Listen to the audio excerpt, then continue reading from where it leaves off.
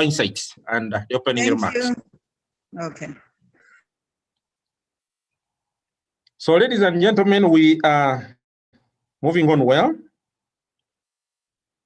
I hope the IT people, you have enabled other people also to join us. I'm seeing the list is growing slowly, 15 now. I hope other people are also coming on board.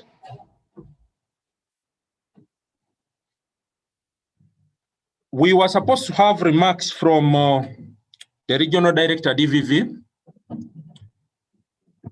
but I think I'll just allow the country director an opportunity to make some remarks on her behalf, much as he has a session later on.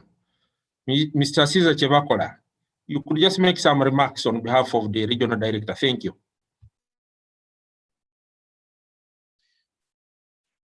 Thank you very much, moderator. Our dear director for gender and community development who has just left us. The commissioner, community development and literacy, who is with us.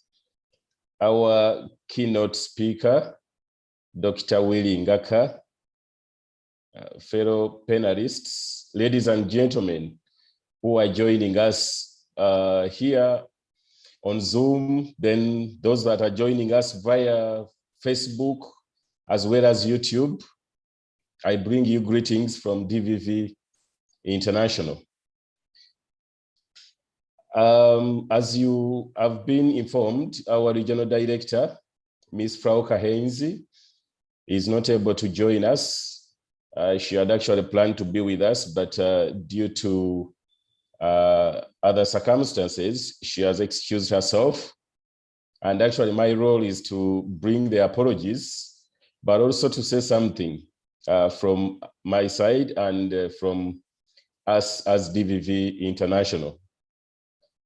DVV International is the German Adult Education Association, and we are a professional organization in the field of adult learning and education, as well as development cooperation.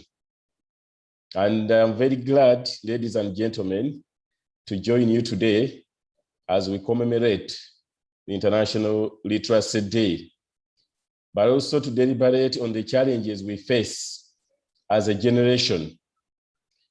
And you know that close to 28% of the population in Uganda can't read and write.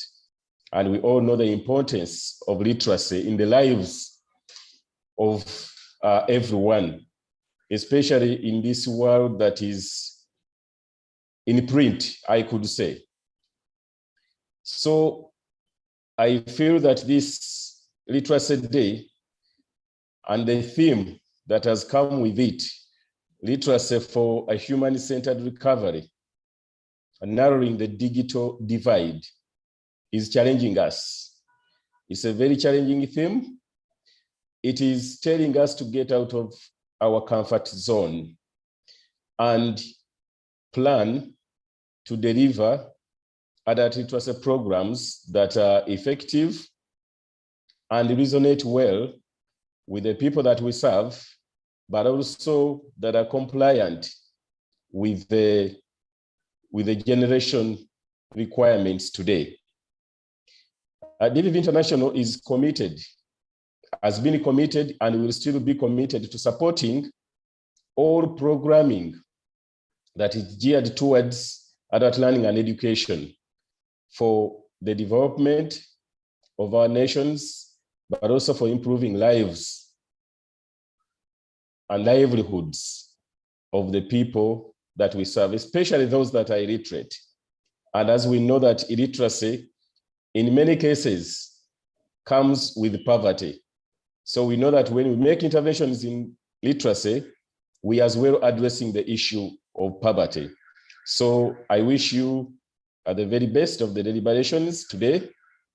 And I hope that whatever we resolve, whatever we get to know about, we take it on as into our different areas, into our different programs, into our different organizations for the betterment of our people. I thank you, and I wish you all the best. Yeah, thank you very much. Regional director now, not country director. So in this aspect, those remarks were made as a regional director. And we hope and pray one day that as you continue ascending this professional ladder, you will occupy that space at one time. And since the clan I come from gives those blessings, I have blessed you indirectly. Thank you for those remarks. A regional director has come out clearly to show our work that we have as practitioners in this field, that close to 28% of our people still need our services, okay, as primary target beneficiaries. And of course, the secondary target is beyond the 28%. The regional director has also emphasized the challenges we're facing and the need for us to get out of our comfort zones, okay, in terms of programming, in terms of implementation. Okay, we need to think about innovative ways, okay, of how we can do programming, implementation. Lucky enough, the government focus now is towards the program-oriented planning and implementation. So I believe all sectors, as we come on board, we need to bring together all the MDAs to ensure that we deliver better quality services. Most interesting in your remarks, Mr. Regional Director, which was, I think, music to the ears of the Commission and the team, is the fact that DVV is willing and ready to support any programming that is aimed at advancing adult learning and education. That cannot be overemphasized, and that means that our partnership will go a long way in ensuring that we better serve our people. Ladies and gentlemen, we are getting there, and we are managing our time well, and that is very important because we need to give enough time for the Q&A and the discussions. Allow me, without wasting time, to invite our key note speaker to make his presentation specifically on the literacy at the heart of a human-centered recovery, enhancing national policies and systems for narrowing the digital divide. This presentation wouldn't have been made by any better person other than Dr. Willy Ngaka, a practitioner, a person who has been at the forefront of advancing issues of literacy in this country, and has always been close to the Minister of Gender. Each time we have called upon him, he has always been with us. This is not the first time we're interacting, and I guess it's not the last time. So allow me, ladies and gentlemen, to welcome Willy Ngaka to make the keynote presentation for the International Literacy Day celebrations. You're welcome, Mr. Willy Ngaka.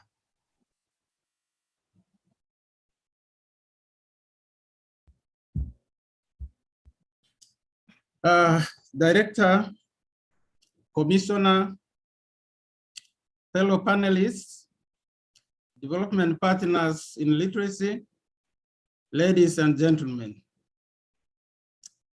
It's a pleasure for me to take this opportunity to share with you my experiences on the topic literacy in the heart of a human-centered recovery, enhancing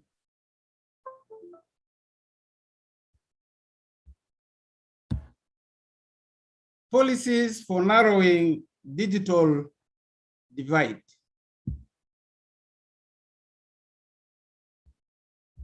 In my presentation, I'll give a brief background to the global desire for recovery.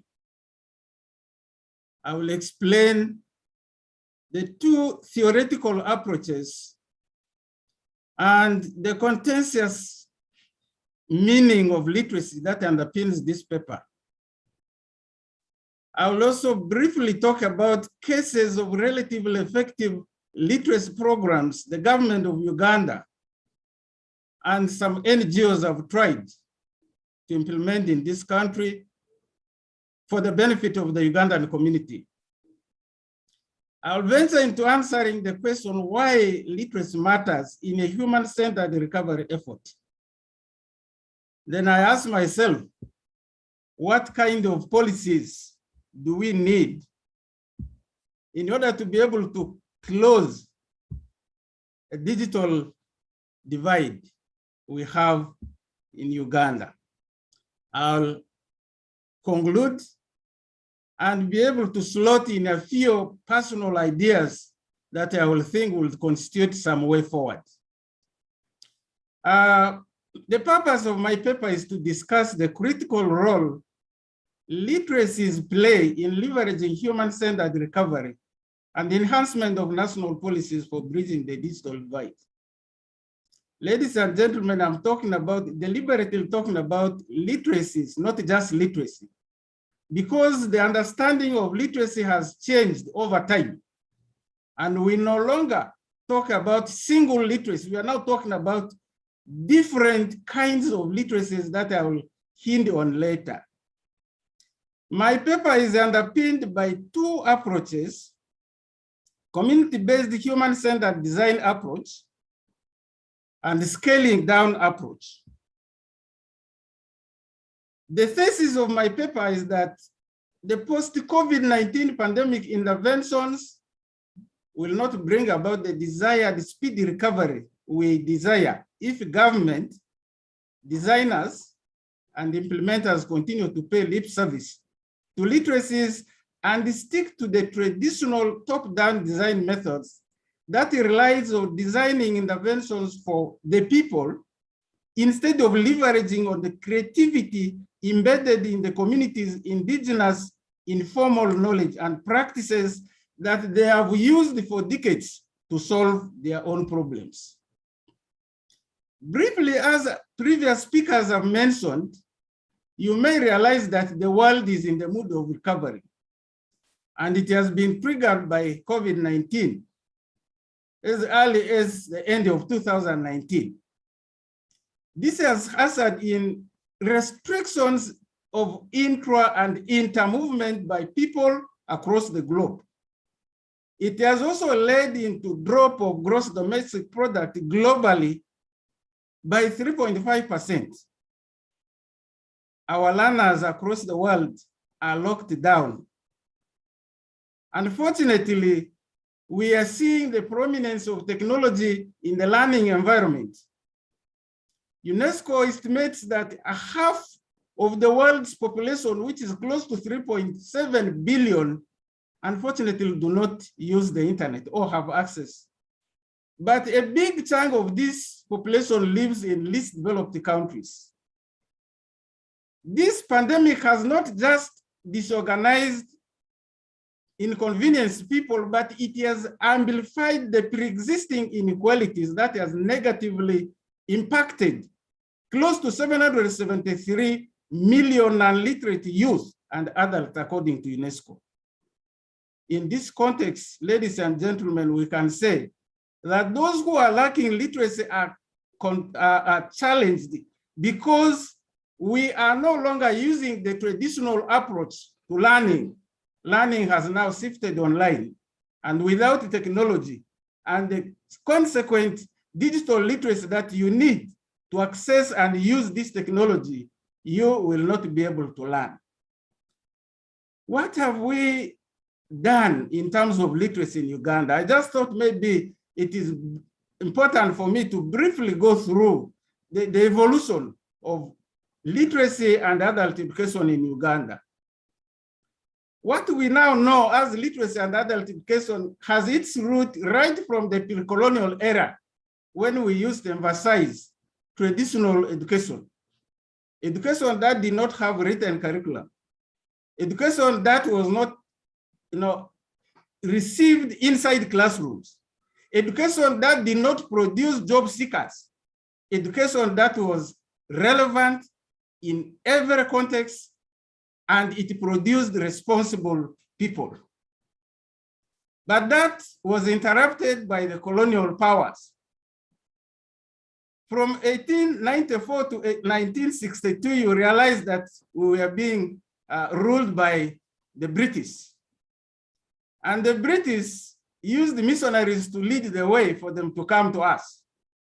And the British and the missionaries introduced what they now call modern education and negated what we used to have, which was very useful, and we had used it for decades.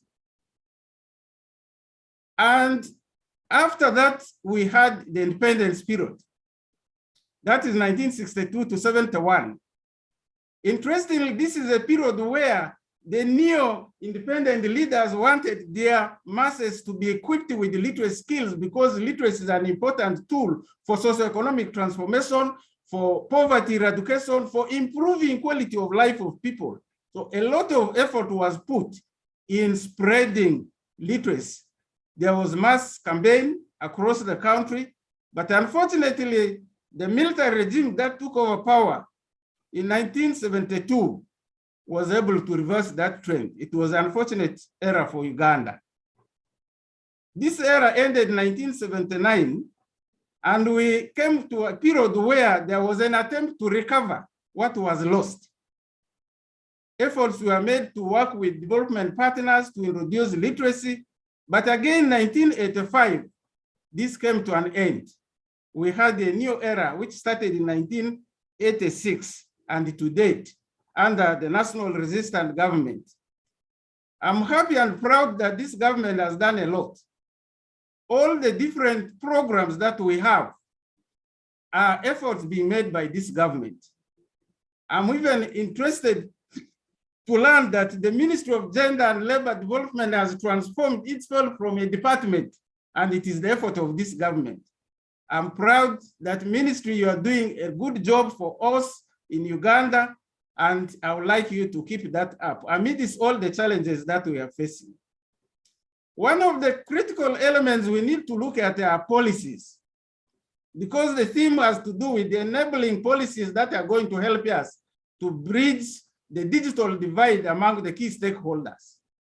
I think our government has done a lot, starting with the white paper of education in 1992, coming to the 2002 National Adult Literacy Strategic Investment Plan under the Ministry of Gender, Labor and Social Development, and then the 2015 Uganda National Adult Literacy Policy.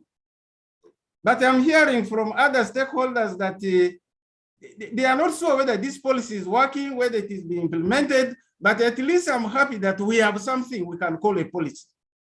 So it is this which is guiding us. Then our question I asked earlier was, how useful will it be to provide literacy to people in order to break this digital divide? So this takes me to talk about my conceptual framework, my theoretical perspectives. And I said that I have immersed and located my paper within two approaches. The first one is the human-centered design approach, and the second one is the scaling down approach.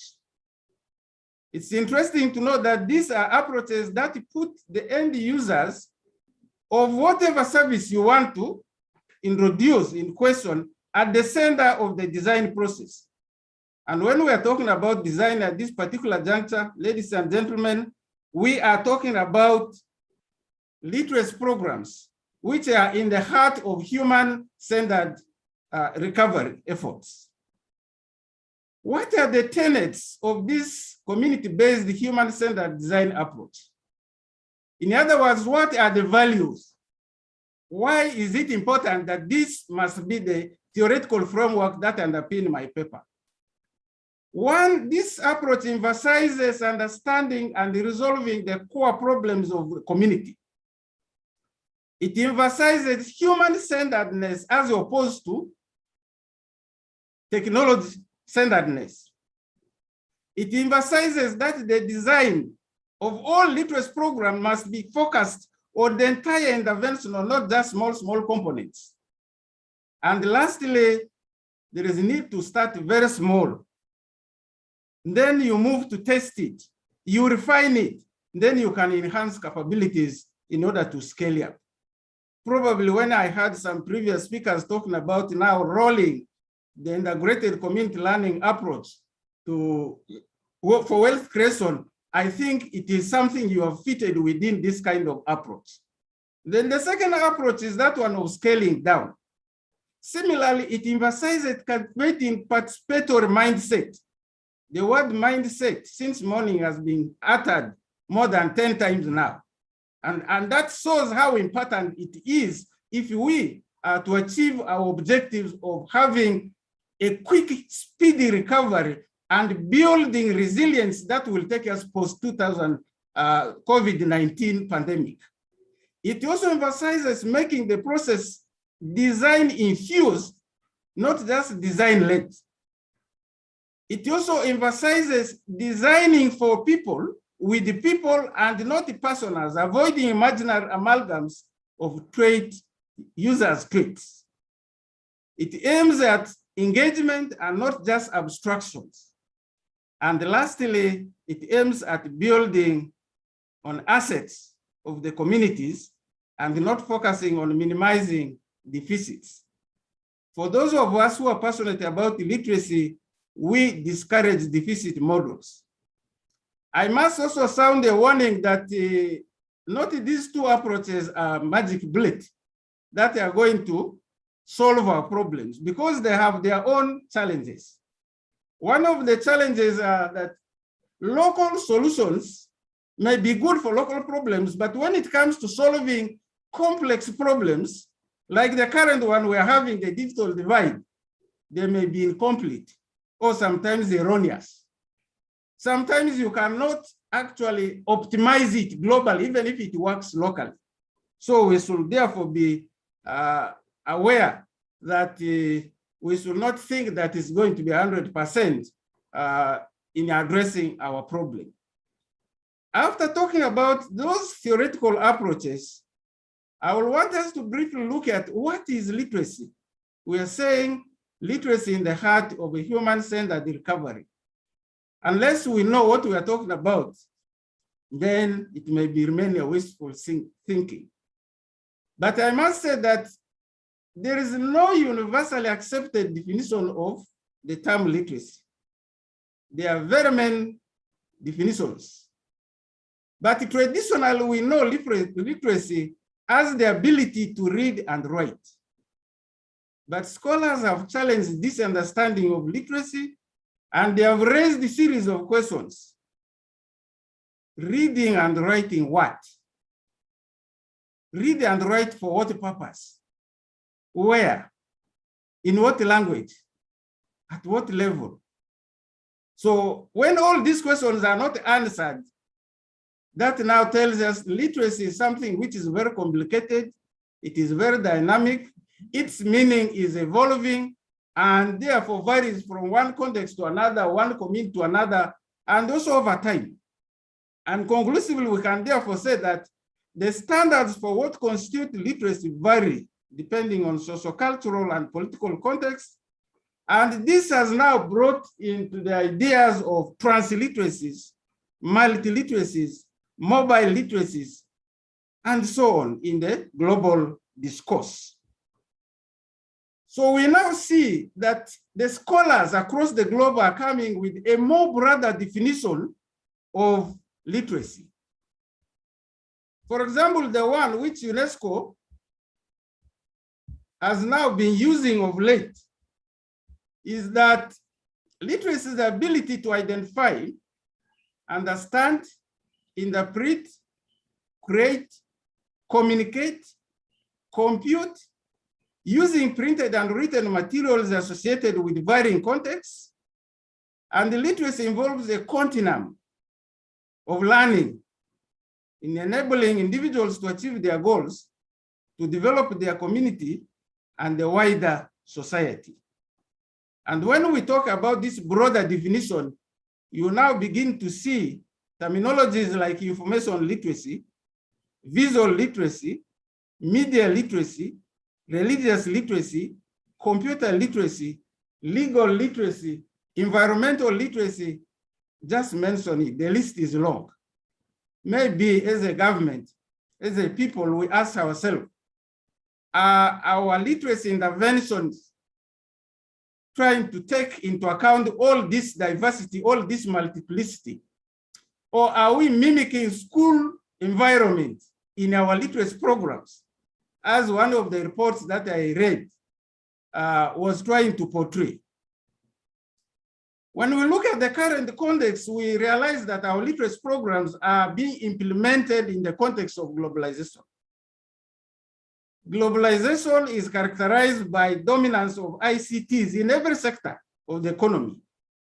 But most importantly, they are underpinned by neoliberal policies. One scholar has said that neoliberal policies adores the private sector as the best service deliverer as compared to government.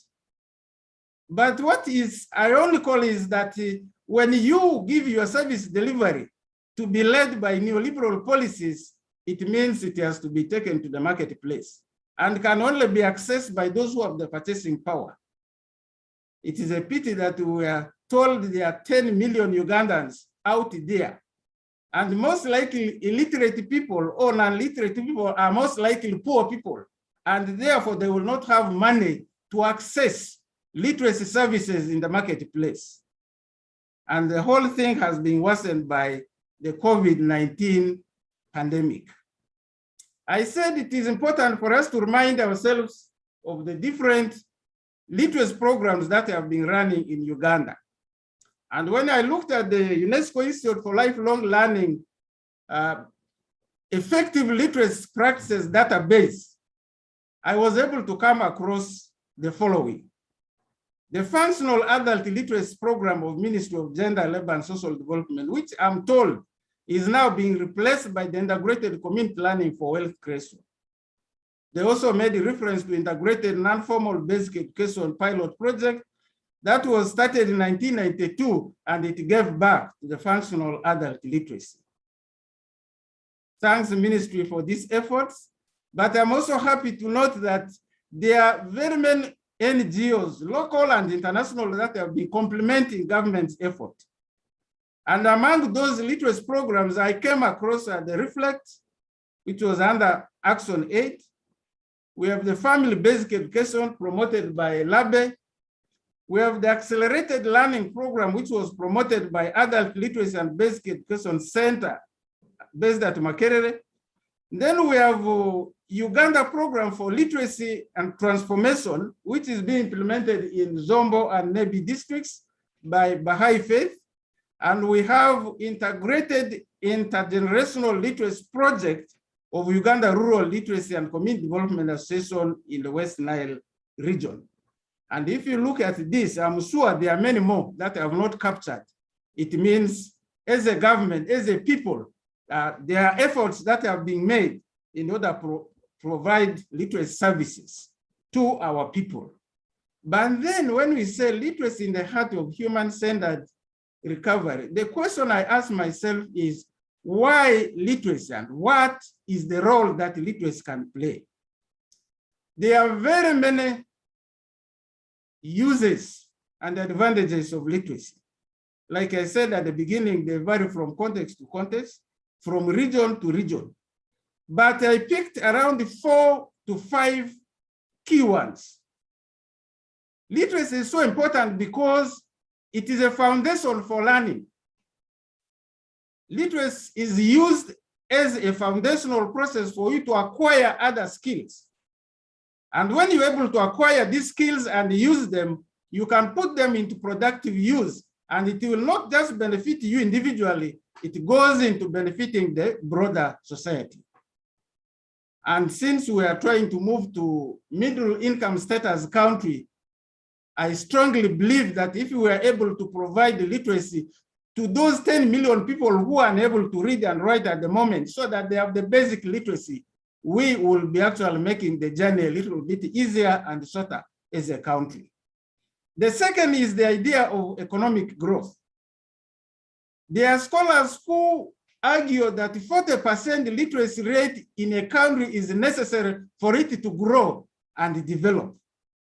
But literacy is like human resource development aspect because it provides the elementary functional skills you need to acquire other skills in terms of vocational and professional development, which will at the end go to enhance your personal development and then eventually contribute to national development. The third one is the idea of democratization. We all know that individuals who are literate are more likely to participate in elections and local associations, take up leaderships in their organizations, and be able to understand issues within the environment to take informed decisions. And therefore, literacy plays a very important role in a democratic society. The other one is the idea that literacy helps in improving the health outcomes. It is argued that those who are literate are able to understand information, process information, read documents from hospital, from their doctors, from their general practitioners, and they're able to interpret, and this will contribute to their health outcomes.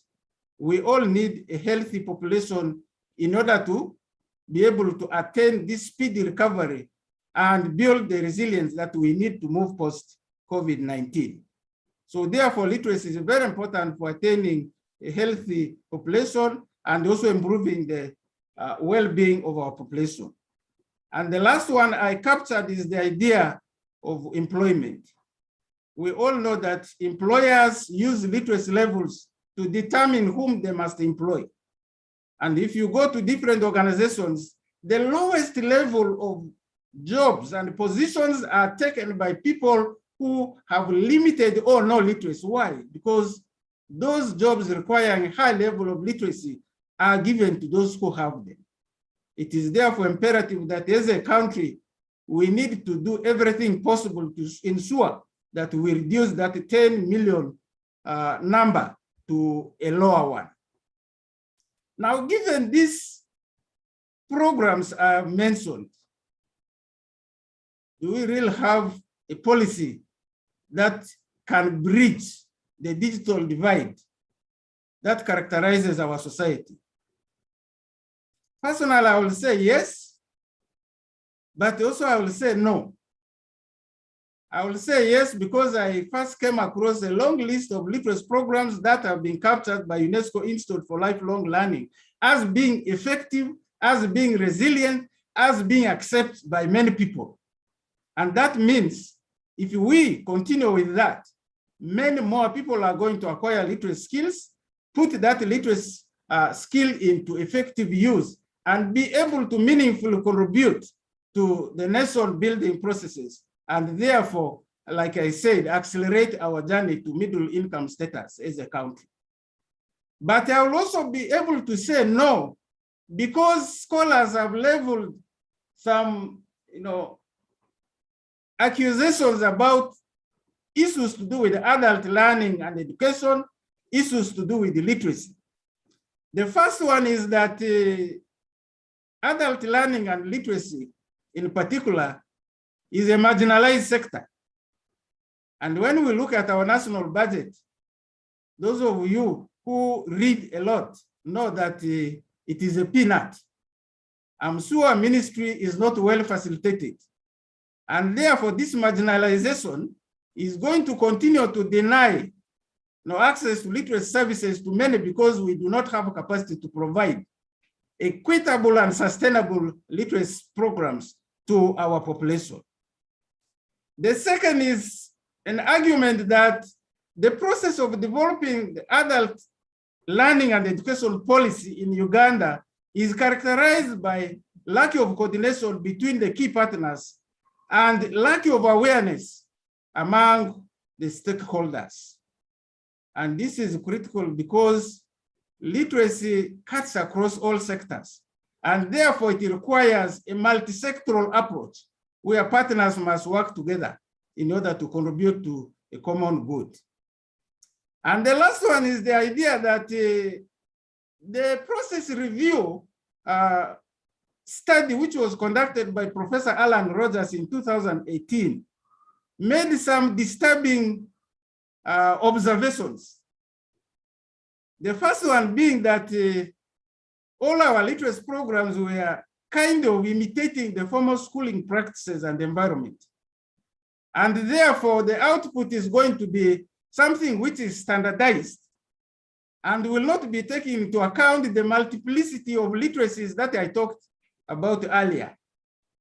So we do not want one jacket fits all approach in providing literacy services if we are to break and bridge the digital divide between the different stakeholders. The second was that the venues that were being used for providing FAL classes were a little bit inappropriate.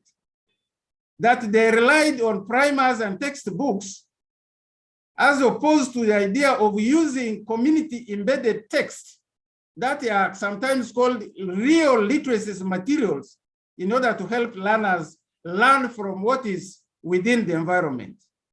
And lastly, that the learners were not applying the literacy that they had learned. I think if we are to break that barrier, we should not focus on just acquiring literacy. We should focus on application and use. By way of conclusion, ladies and gentlemen, I strongly believe that literacy is central in the current knowledge-based economy, which is driven by ICT, and it requires possession of digital literacy skills. The acquisition of literacy, its improvement, the usage happens at all levels of education and settings, be it formal, non-formal, or informal.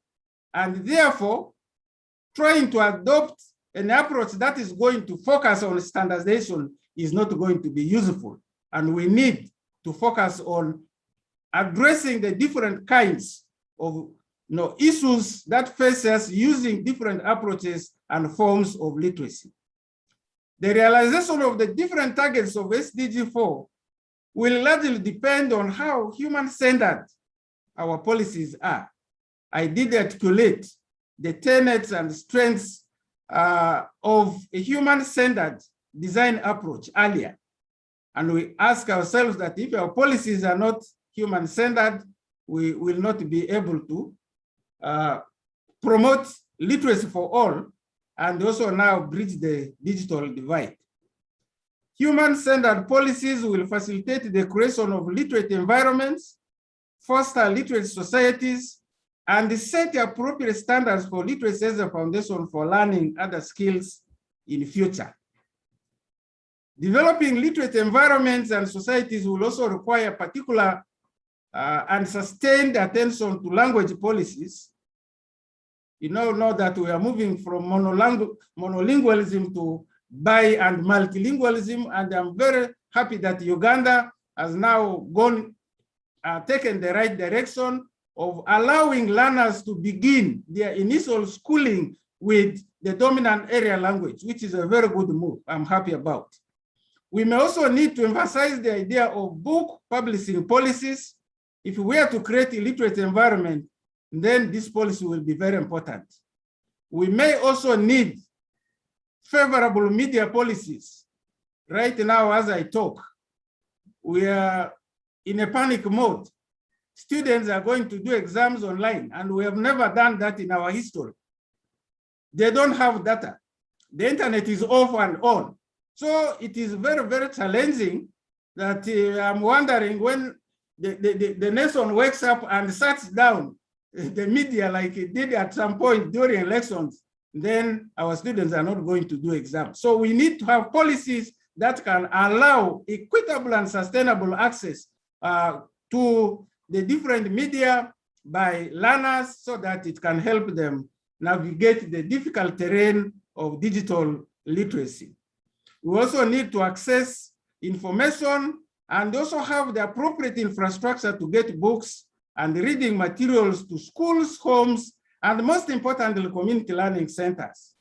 I'm also happy that the direction Ministry of Gender and Labor and Social Development is taking is that this program called Integrated Community Learning for Wealth Creation is now talking the language of community learning centers. I really want us to move that direction. I'm asking partners and donors to support it so that we are able to establish many of these learning centers across the country. So it will therefore be important to ensure that our policies to ensure speedy recovery and the resilience building beyond COVID-19 are 1, innovative, 2, inclusive, 3, people-centered, and lastly, sustainable. Personally, I said I will end by requesting whoever is a lover of literacy that we should now direct our attention to doing everything that can make our learners, our people, the 10 million who were mentioned earlier, to access. And one of the ways of accessing that, in my view, is promoting community libraries and community learning centers at homes. If you can bear with me that now for close to 2-3 years, children are now at home. I was surprised the government was saying the parents must now guide them. How do you guide a child who has been in school and for you know nothing? By promoting community libraries and community learning centers, we will be able to empower our non-literate parents at home, and they will be able to participate in ensuring that children learn at home. The second issue is, I'm glad the director, country director for DVV is here. They have labored with UNESCO Institute for Lifelong Learning to produce a curriculum for training facilitators of adult learners. I think ministry will bear with me that while we have primary teachers colleges and national teachers colleges to train primary, secondary, and tertiary teachers, up to date, we do not have one for adult learners. And I also come here with tears in my eyes that recently we made a fundamental mistake and removed the Bachelor of Adult and Community Education from the programs of Makerere University. But I want to thank you, Ministry of Gender, DVV, and all other partners who came to support us when we were pleading to the University Council. We do not want to have these programs scrapped because it is producing adult instructors. And it seems that we managed to succeed. We are not sure yet. We have not got the final communication, but every direction pointer seems to be saying the program may stay. And I want to thank the ministry again for standing with us. The other issue I want to emphasize is the idea of participatory action research. Literacy is a very complex phenomenon. I therefore think that we must work together with the ministry, just like you have started today, just like when we called upon you to come and stand with us as we are facing council, we need to do more in terms of research. And somebody mentioned earlier the idea of collecting data from communities. And I want to pledge as a head of department that my department will be working with you, throwing our weight behind you in this area. And therefore, I want to appreciate your willingness to work with us. And lastly, the issue of partnerships to achieving all these goals is going to be very, very critical. Ladies and gentlemen, it has been a pleasure sharing my personal experiences with you. They are not cast in stone. As an adult educator and as an adult learner, you speak what you understand based on your own context. And this has been my contribution. I thank the ministry for organizing this. I thank colleagues who are going to also speak. And I thank all the participants online who have turned up for this. Thank you, ladies and gentlemen. Over to you, moderator.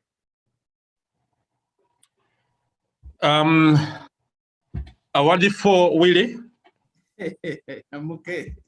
You know a bit of that one also. Thank you so much for a very insightful presentation. It wouldn't have come at a better time. You have really prepared us. You have opened up our minds. You have tickled us. And you've set the stage for the discussions. I just want to quickly, before I call in the next speaker, Madam Diana, as she's preparing, to just reflect on a few things that Willie has raised.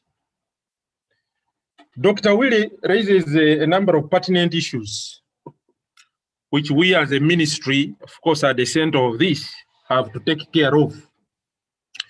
One of the issues which Dr. Willie is raising here is the element of stakeholder involvement, both state and non-state actors. We need to bring everybody on board who is in the area of adult learning and education. He hints on the issue of strategy formulation to address the current challenges, but also the post-COVID. And I think it is coming at the right time when our NARSIP has expired. So this can then give us a direction as we review and come up with another strategy. We have to take care of some of the concerns. Of course, the other issue, which strategic issue, which Dr. Willie is raising, is the issue of policy review and formulation process. How do we bring on board all the stakeholders that are involved in delivery of literacy issues, delivery of adult learning and education in the development of policies? Dr. Willie also reminds us that we can no longer live in the narrow lane of defining literacy. It's a broader thing. We are now talking about literacies, okay?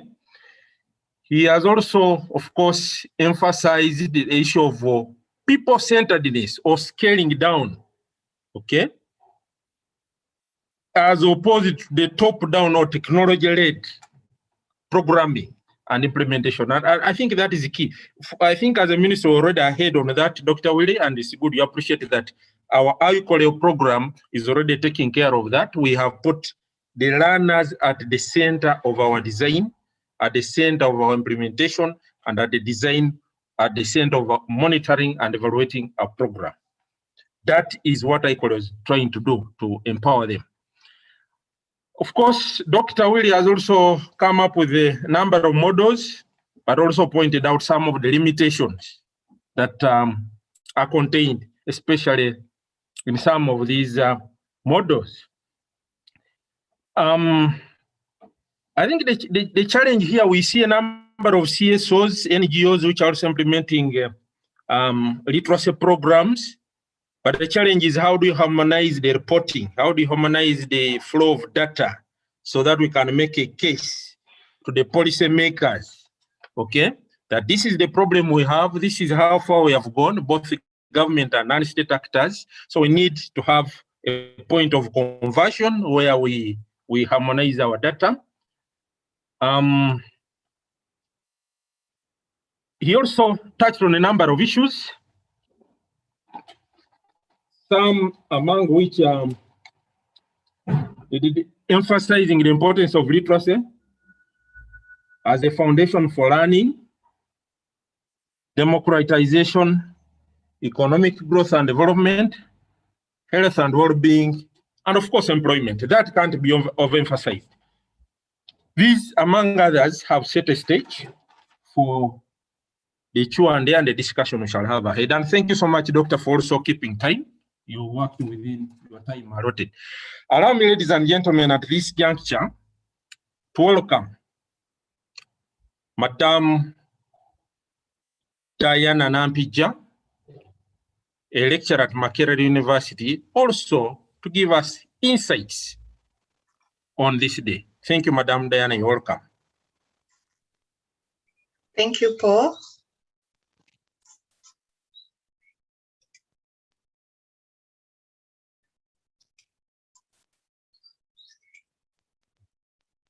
Are you seeing my presentation, Paul?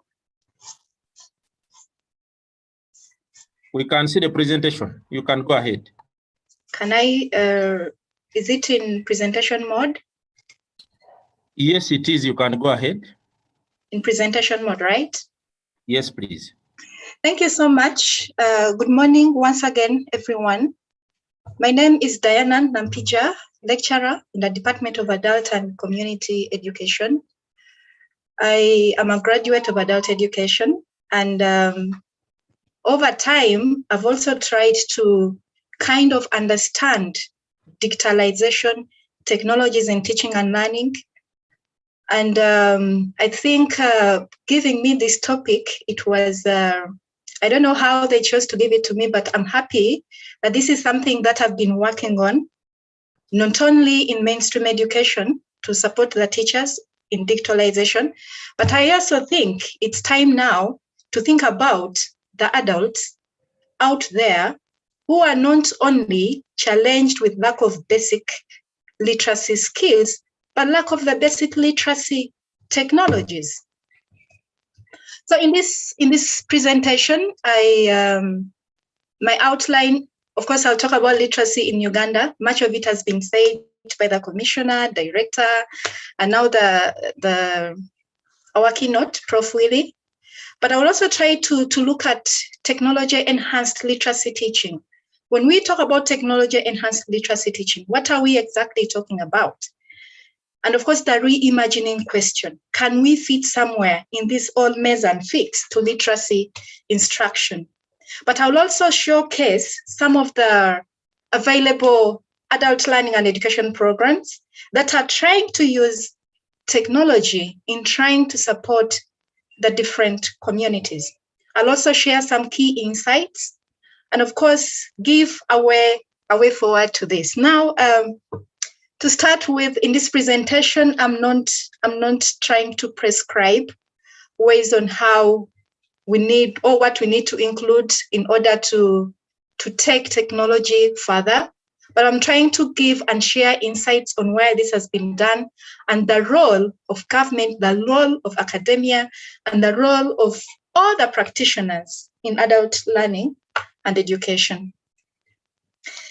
Now, our literacy in Uganda. Our country's priority now is to become a middle state economy. Now, it would be hard to reach that vision if minds are not changed, if human capital development is not strengthened. Now, in adult learning and education, we believe that there are so many people out there. Most of our communities are in rural and peri-urban areas, and they are many times marginalized and lack access to education and learning opportunities, the basic being even literacy training or instruction. And yet, we see changes happening. Everyone has been talking about technology. Technology is here to stay. Technology has been there. And maybe to start with, literacy programs have also been using and integrating technologies in one way or the other in their provisions. But we are looking at so many changes happening now. The pandemics, like COVID-19, we are seeing movements of people. We are seeing movements of people, they want to go and get good life, good employment. But we also know that to get good life or good employment, it will be hard for those who lack the literacy capabilities.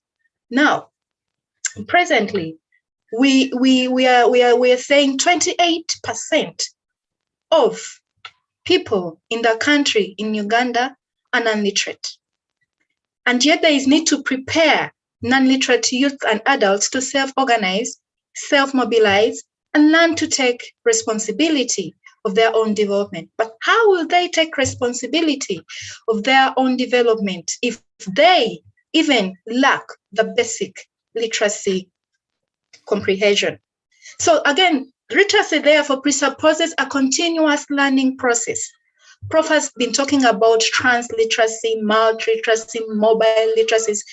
As a word, I can also be illiterate in another aspect. But when we talk about literacy in the context of Uganda, I want to draw your attention to the ICOLEO program, Integrated Community Learning for Wealth Creation, a new program, a replacement to the functional adult literacy program we had. And I would like to thank the Ministry of Gender, Community Development and Literacy Department, and also DVV International for setting up this program that is all inclusive.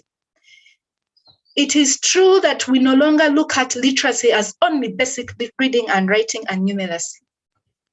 The integration component has come in to support literacy learning. And that's why we're trying to see literacy for what? Literacy to be, literacy to stay, literacy to live, literacy to socialize. And now when we begin talking about these conversations of technology, we also need the digital literacies, the technological literacies.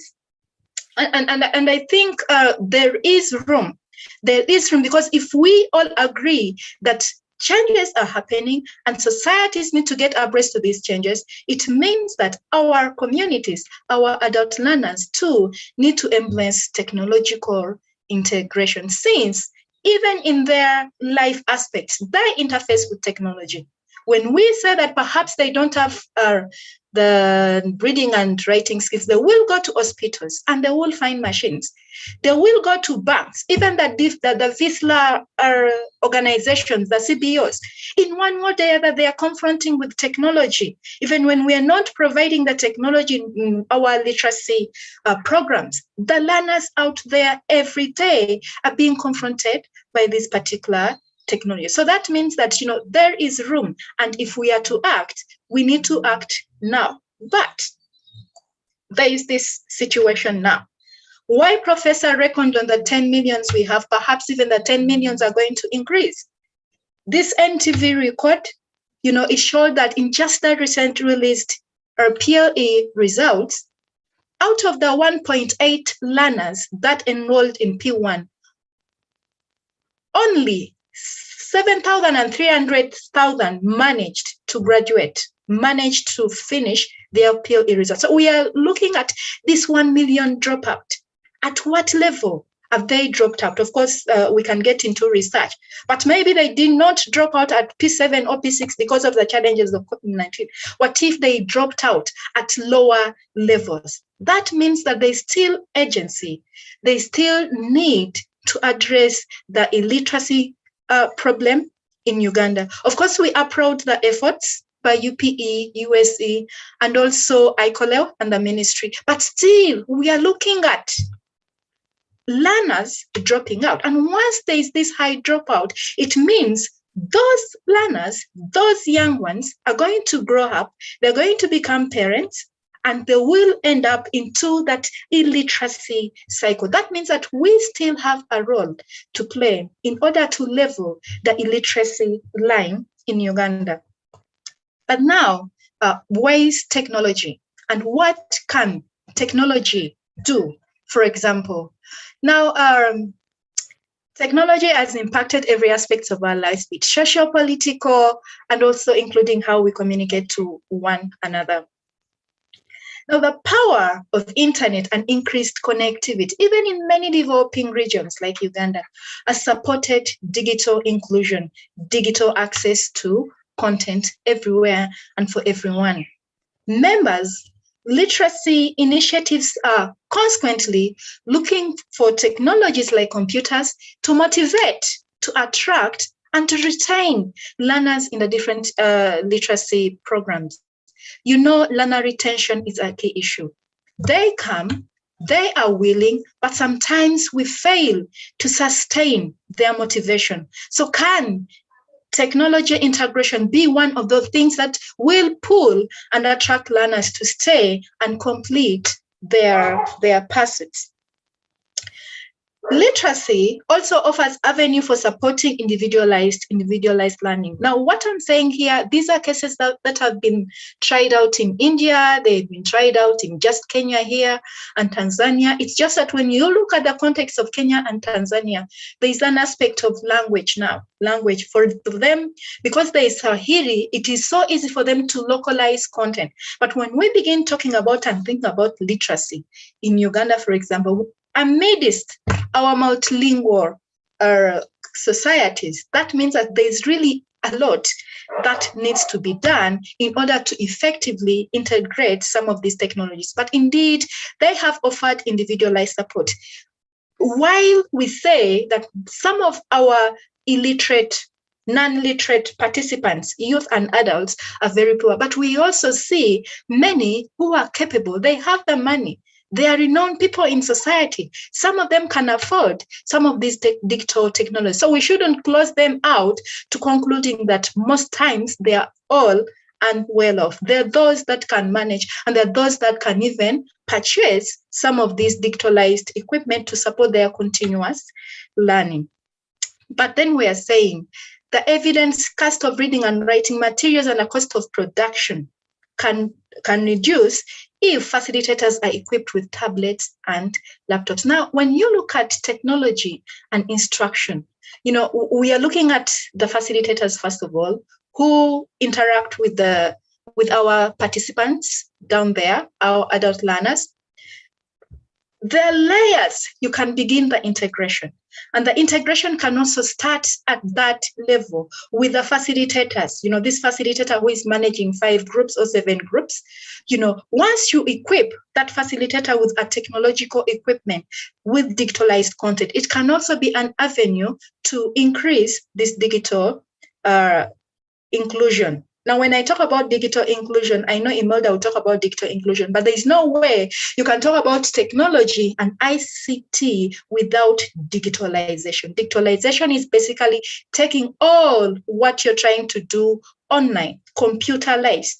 So that's why I kind of mix these words, because you can't talk about technology. The word technology in itself, it's broad, because technology can also mean print technology. But now we are looking at digitalized technologies and how we can run out of this mess to extend services even to our non-literate participants.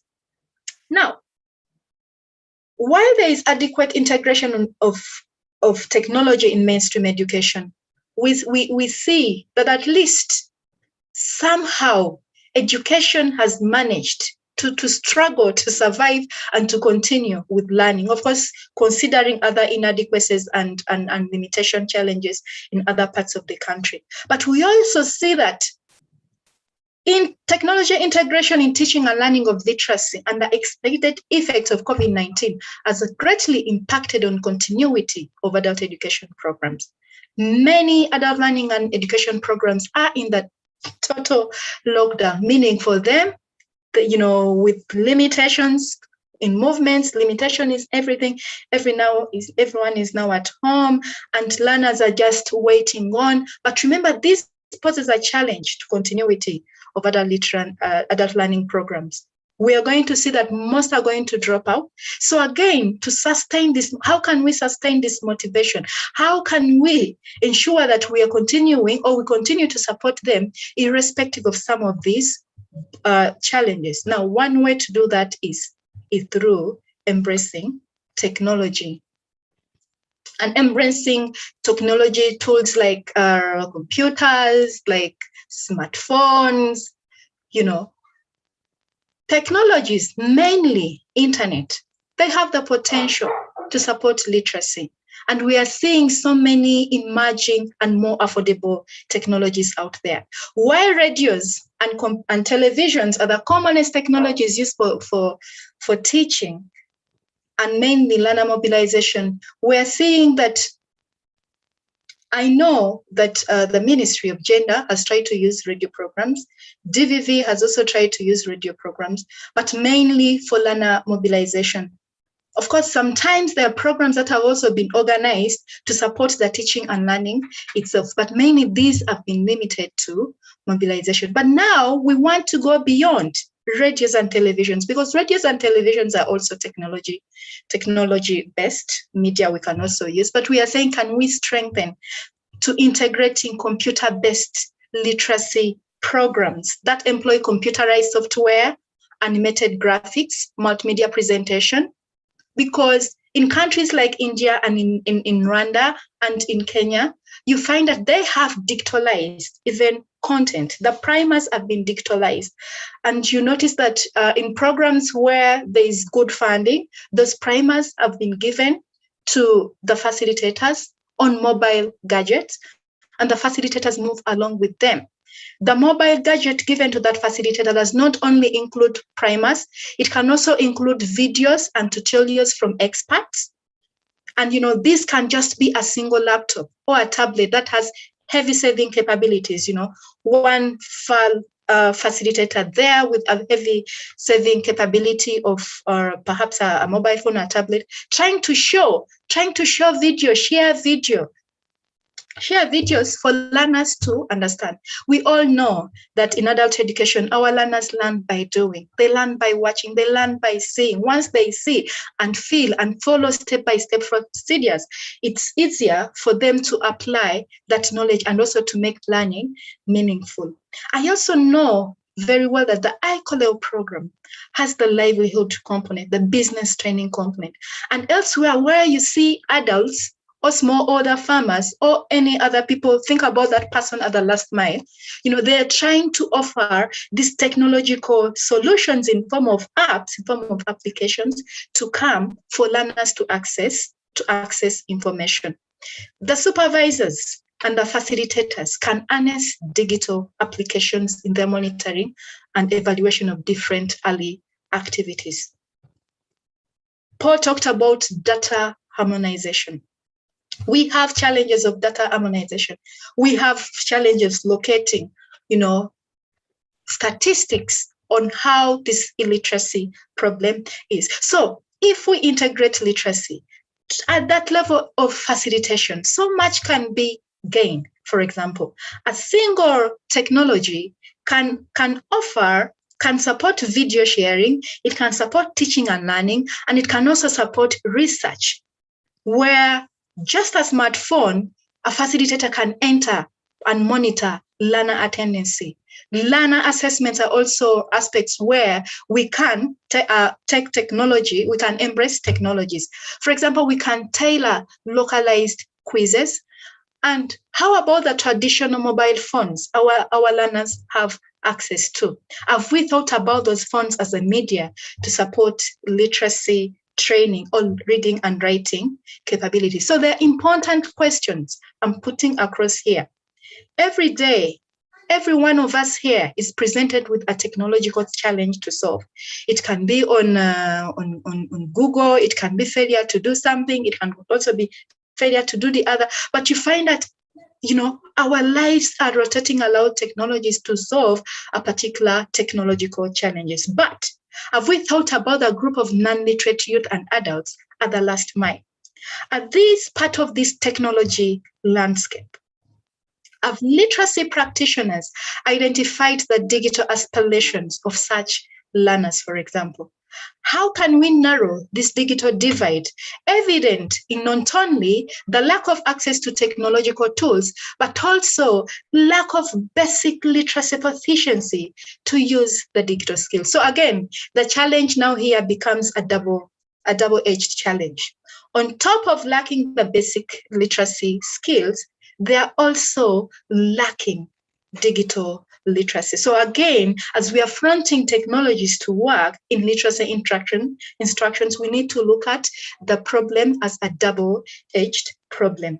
Now, I also think that when we raise this question of reimagining future literacy teaching and learning, we have to think about the ethical and the moral considerations.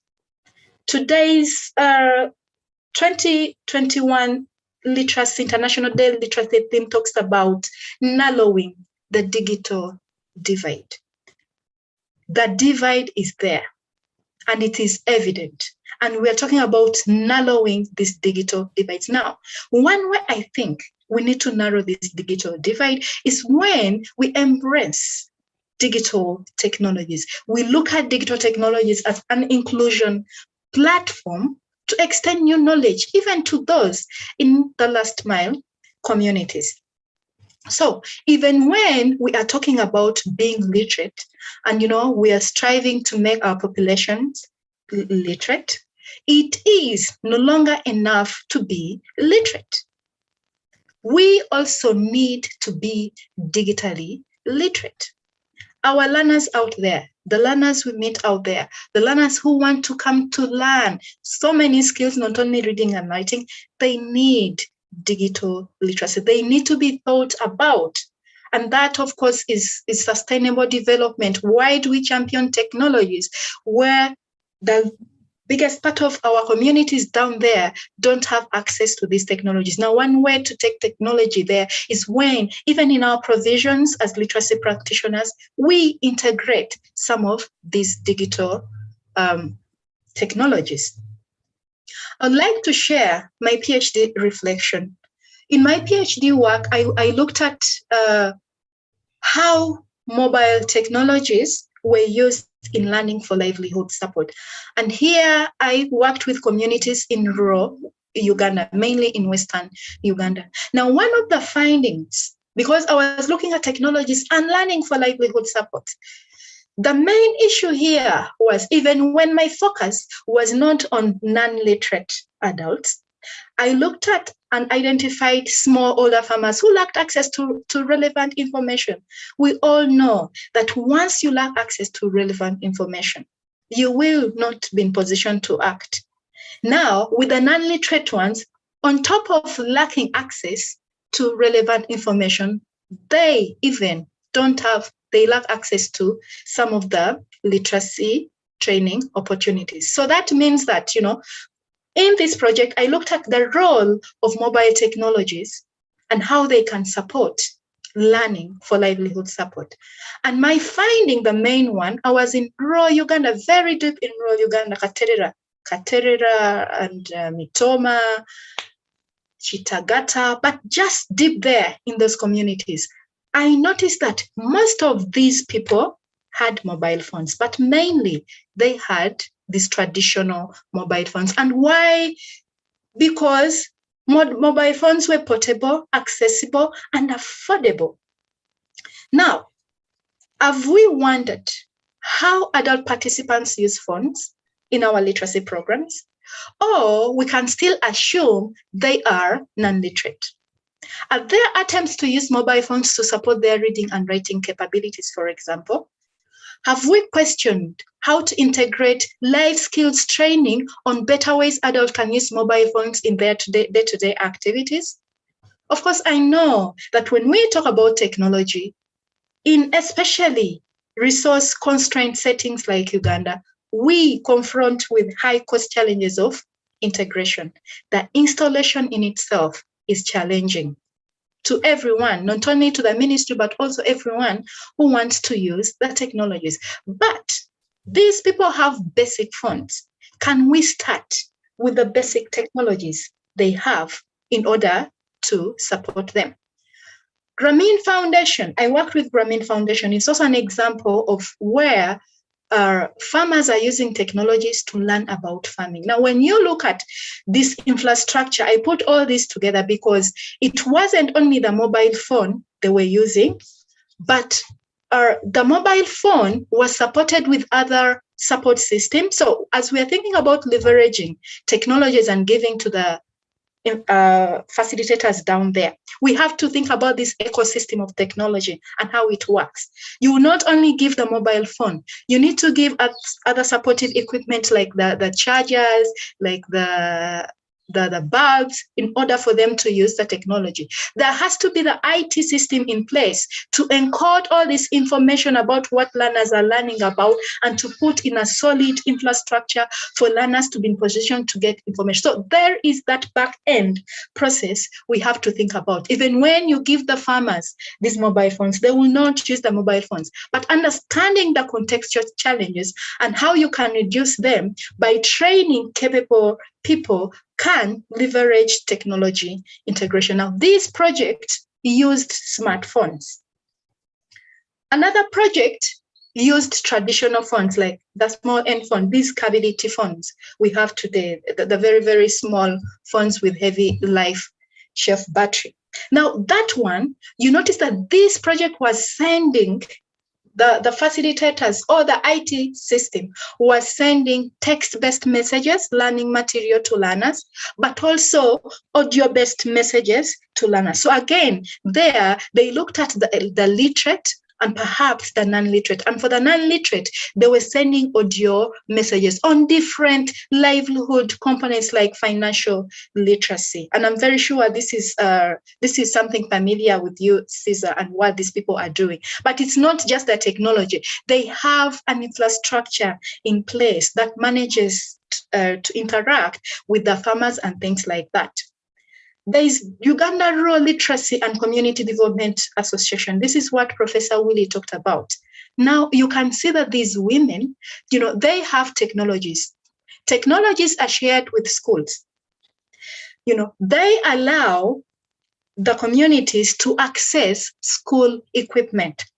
Those small laptops or iPads you can see have content in Luke Barat. Now that means that there is that level of localization, and this motivates adult learners every time there are practical sessions for them to interact with technology. So that means that these are things that have been available, but we can start small by benchmarking on some of these available practices. Apart from the other two, this one basically had the aspect of reading and writing in their provision. So as learners were being introduced to reading and writing in Luke Barat, they would also come to try out and test their reading and writing capabilities on some of these gadgets. Now, the key insights in whatever I'm talking about is that literacy programs are constrained by low prioritization, evident in the low budgetary allocations. That has always been a problem to literacy programs in not only Uganda, but also elsewhere. And we thank our partners like DVV and UNESCO and Commonwealth of Learning. There are so many that are coming on board to support government initiatives on trying to upscale and support different literacy provisions. All these I shared, the technology initiatives I shared, are small-scale pilot projects with donor funding. So, of course, it is good to start small, following the human-centered design suggested by Prof. But also, if you overstay small, it becomes hard for you to scale up. Technology integration in literacy teaching and learning does not call for a replacement to face-to-face meetings, but rather a blend. Members, as we are trying to move forward with technologies, we should look at it as part of that process to facilitate the teaching and learning of literacy. We shall not neglect the face-to-face meetings. Technologies comprehend, technologies strengthen, technologies support and facilitate literacy interactions. And we are saying that for us to be in position to integrate very well, bottom-up community participation approaches have to guide this technology integration process. Now, I think this is something we all agree, and part of the principles when you talk about adult learning and education, people-centered, bottom-up approaches. But I'm also saying that this integration requires capacitation. If there is a change along any service delivery chain system, that means that you have also to have the capacitating changes. They will need training. They will need support in order to take this forward. But of course, we know the constraints of technologies, no money, infrastructure, heavy cost in installation. There is need to leverage on the existing infrastructure, like the available multi-purpose projects. Some communities have available multi-purpose projects, and some of these projects had ICT equipment. How have we harmonized those with the different literacy classes we have in our communities? How about the community libraries Dr. talked about? Because elsewhere, this is what they're using. In community libraries, you put gadgets there for learners to access. In multi-purpose center projects, instructors can also find time to go and interact with learners on computers based on what they've learned in class, but also in community learning centers. Schools also have ICT infrastructure. In Tanzania, for example, they were using schools, even this organization in West Nile. They're using schools, especially in communities that are not so close to the community libraries. And once in a while, they take their learners there to feel and touch and type, to type their names, to type. Some of them are interested in just learning how to type their will. So I think there is need to leverage on the existing technologies. And as a way forward, members, like I said, I wasn't going to prescribe how this should work, but at least there are some insights I'm trying to put forward as we try to take this forward. The first thing is that we all agree that technology can amplify literacy instruction to motivate and retain learners. There are so many benefits of integrating technologies because there is expertise support. Learners can see whatever is happening. They also get they also, get exposed to the technology itself. But amid cost installation challenges, The time to reduce the digital divide is now. Prioritization of available mobile technologies is one way. You know, Prof talked about lack of internet accessibility, but I'm telling you, those organizations that were using these ICT mobile technologies equipment, they were getting internet in their rural communities using mobile technologies. So again, it's that the mobile technologies have tried to leverage us to access internet. But this integration will require a well-streamlined funding strategy that will prioritize sustainable long-term investments to prestige technology and literacy learning. You just have to have a strategy. We can't begin from nowhere. But also a strong ICT strategy. Prof was also talking about policies and how policies are relevant. If we are also to take these technology integrations forward, policies are so important. The ICT infrastructure and the strategy has to be cognizant of the technological tools, needs of the learners, and the context within which they operate. Many times when we think about technologies, because we are bringing them to people, we just bump them to people there. No, there has to be that mutual interaction for people to be in position to use. And those are some of the principles of adult education. The humanitarian view considers that technologies in adult education are not just an add-on, but rather a fundamental right to all citizens. And I think that resonates so well with the literacy day today, how we can recover, but also narrow this gap. It should be a fundamental right for people to access this technology. And the livelihoods and functionality elements can leverage on the existing content and infrastructure in various organizations. Good benchmarking is important, members. There are efforts available in our communities, but how are we mapping? How are we networking with those available efforts in place? Strong government will is important. And also multi-sectoral engagement is important to map the available synergies that can sustain technology-enabled teaching and literacy teaching and learning. Members, if government will is there and multi-stakeholder investment, rather engagement, we can take this forward because there are so many isolated actors that are happening on ground and they are delivering adult education programs. But where is the ministry to locate this, or where is academia and whoever is concerned?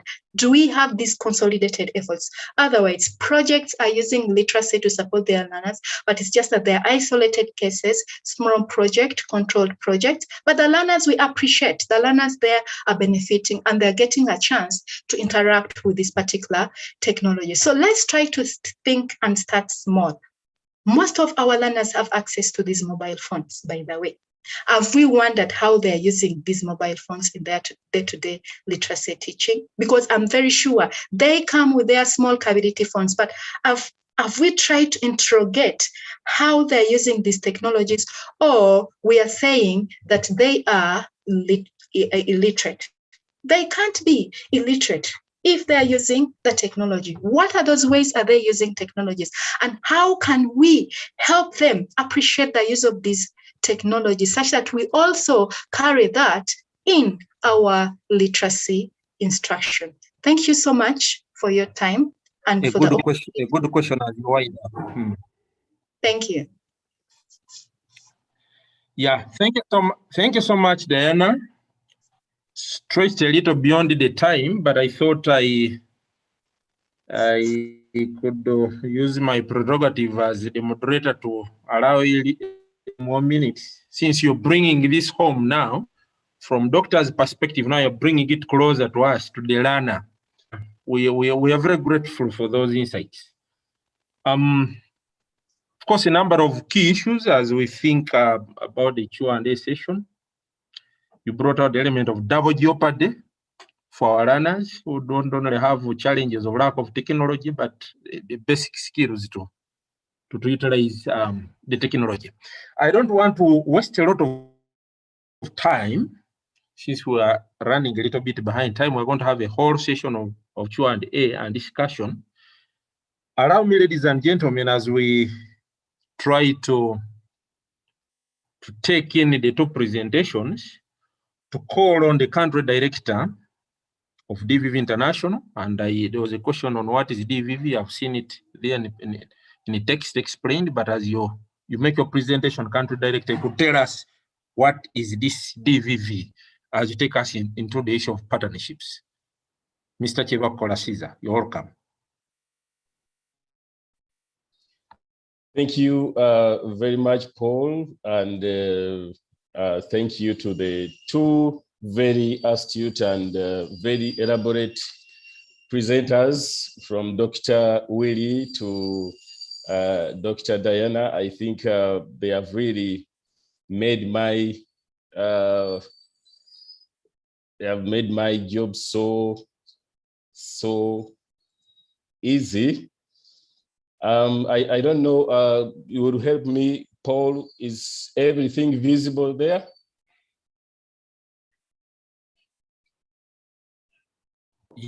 Yes, it is now. You can go ahead. Oh, thank you so much. Thank you. The topic that I was given to talk about today is partnerships and financing for technology-enabled literacy programs. And I'm very glad that I'm coming in to speak when the experts have delivered. And as you will realize that most of what I'm going to say has been fully explained by the previous speakers. Just for a summary, I want to first give a few facts on literacy in Uganda, then some voices, partnered voices on literacy, and I also look at adult literacy and COVID-19 and how this is affecting or shaping the form of partnerships that we should look at and how it affects financing. I also look at the issue of stakeholder analysis and mapping, because before we go into partnerships or financing, we need to know who is there and how can they be part of this whole agenda of literacy in a digital world. I also give a few hints on the elements of an effective partnership. I'll talk about the issue of consensus building, which is very key. And I also elaborate on digital media usage in literacy. And this will be just adding on the voice of Diana, who has already talked about that. I will end with overcoming the barriers, looking at the barriers to partnerships and financing and how we can overcome these. Now, when you look at the keywords there, we have partnership, we have financing, we have technology, we have literacy. All these have been well explained if you have been following well the previous speakers. And in the interest of time, I will not go into that. Let me start with the relevant facts. You know very well that the official figures tell us that Uganda is about 42 million people. And the literacy rate is at 76%. But adult literacy, in specific terms, is 72%. And that is about 11 million plus people that we are looking at. We also understand that Uganda has a national adult literacy policy in place, which elaborates and gives guidance on adult literacy programming in the country. We also appreciate that the current mode of delivering adult literacy programs is still face-to-face. And of course, you know what that means when they say no more face-to-face. How does this impact or shape partnerships? We are also looking at a very weak financing modality for adult literacy in the country. I think Dr. Ngaka talked about this. We still have a very big problem as far as financing adult literacy is concerned in this country. With, if, for example, you look at the current budget, the 2021-2022 budget, 20.4% of this budget is going to human capital development. And as you know, this is a program area where we have so many other components, health, education, and so many others. But of the 20%, 58.8% is going to education. When you ask me how much of this is going to adult education, there is no idea because it is not, it's not elaborate. So when we're looking at adult education and adult literacy, the budgeting framework is still limiting us. And of course, we don't have a vibrant network in Uganda to drive the literacy agenda. So that is also a fact in Uganda. But why are we really concerned about literacy and adult literacy, to be specific?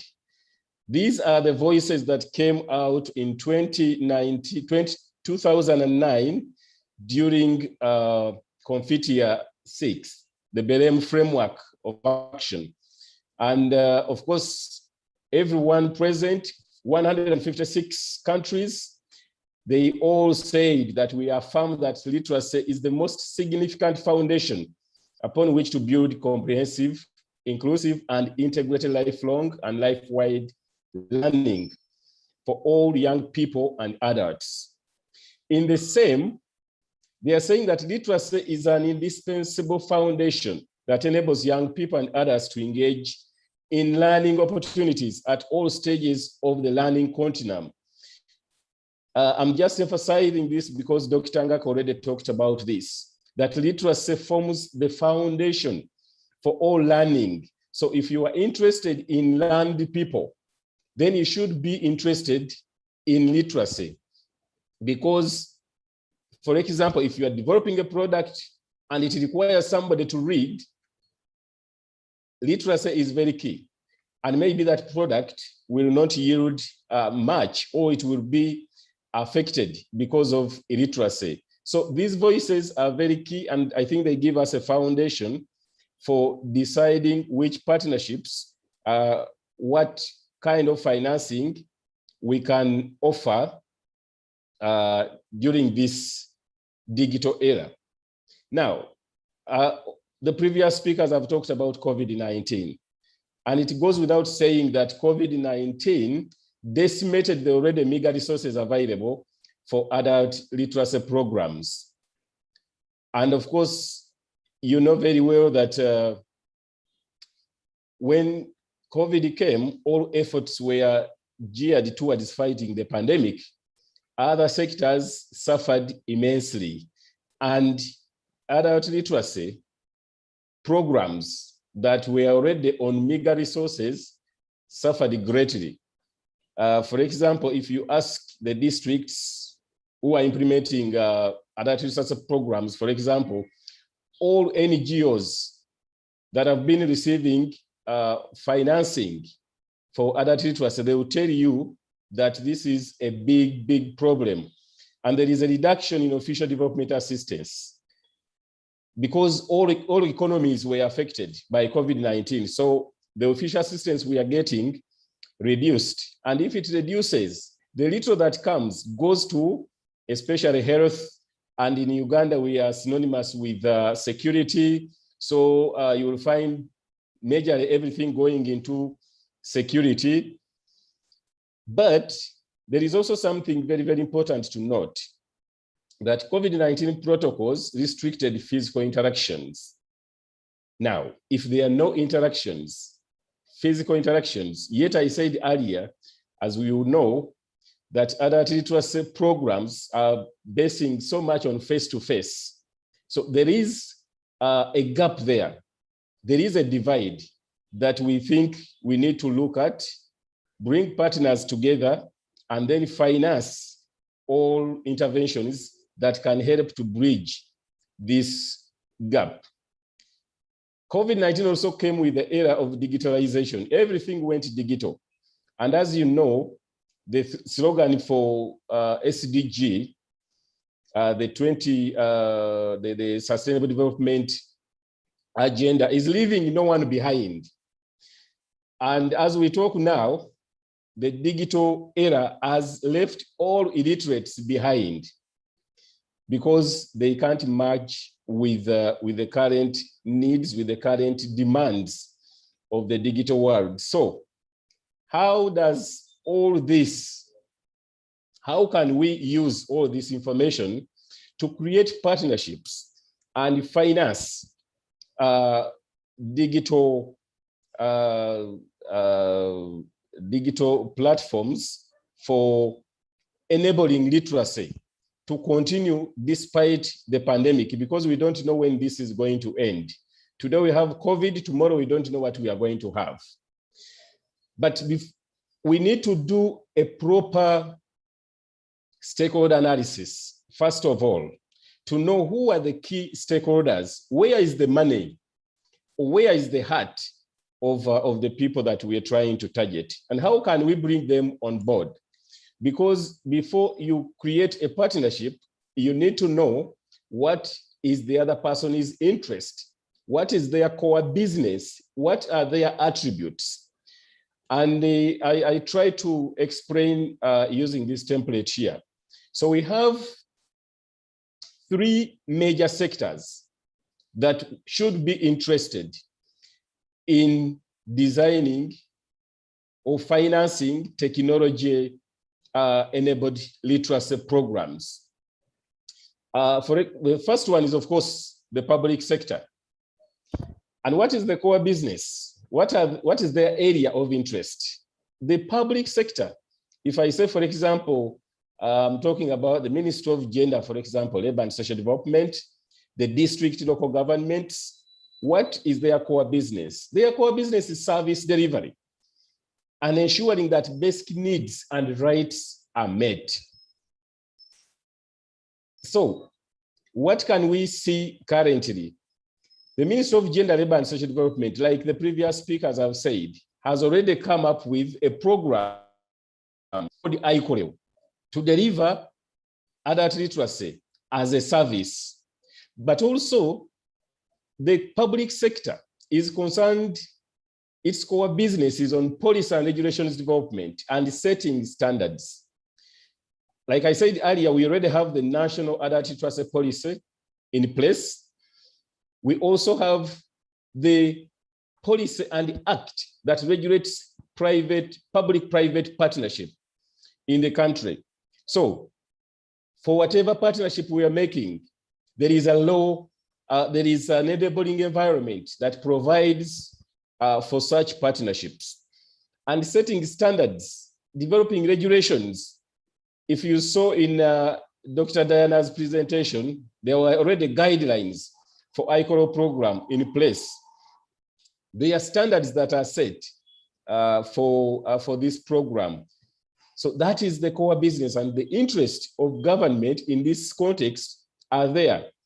What are the attributes of the public sector? The public sector is rights driven. And of course, it looks at providing access, providing information, and the issue of legitimacy is very key. So we have the private sector there. So when we are looking at broadly, when we are trying to create partnerships and financing, which government ministries, departments, and agencies can we look at? Because this is the mandate, this is the core business. Can we bring the Minister of Education on board? Are we bringing in the Minister of Agriculture on board? Are we bringing National Information Technology Authority on board? So all these are the areas that we need to look at as we are looking at financing adult learning and education, or specifically technology-enabled literacy programs. The second sector where we should look for partners, where the partners are, is the private sector. And here, I'm going to focus so much on the business. What is their core business and what is their area of interest? As we all know, the private sector is driven by innovation. in the area of goods and services. They are looking at job creation, but they are also looking at maximizing profits for reinvestment.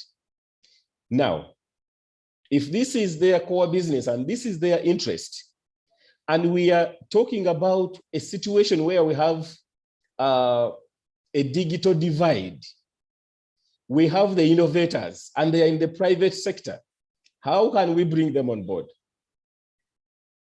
You have seen when the COVID-19 pandemic came, we have had a lot of products that have been developed, all products that have been upgraded to suit the demands of the market. And some of these have been made in record time, which means if we look at the private sector, there is a lot that they can do. For example, we have MTN, we have Airtel Uganda, and others. What is their interest? Are they utilizing, are they absorbing the market? Or is illiteracy an impediment to their profit maximization? And I think the answer is yes. How can we then interest them to come and partner with us to finance, maybe developing an application for teaching, for adult literacy teaching and learning, or maybe developing applications for knowledge management? So how do we bring these on board? And of course, their attributes, like I said, they are profit-driven. If you show them that here you are losing profits because of this number that can't read and write, people can't use SMS, or people have phones, but they only use their phones to receive calls.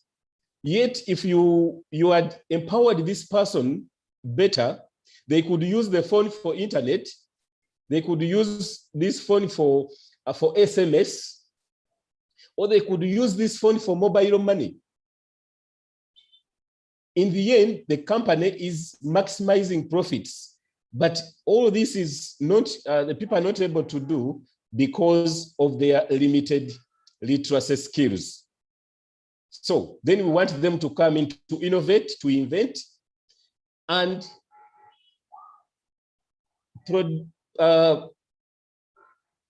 they are looking at productivity. So we need to bring the private sector on board. The private sector could also be a private school. Maybe we want to establish a community learning center somewhere. Some have been established within schools.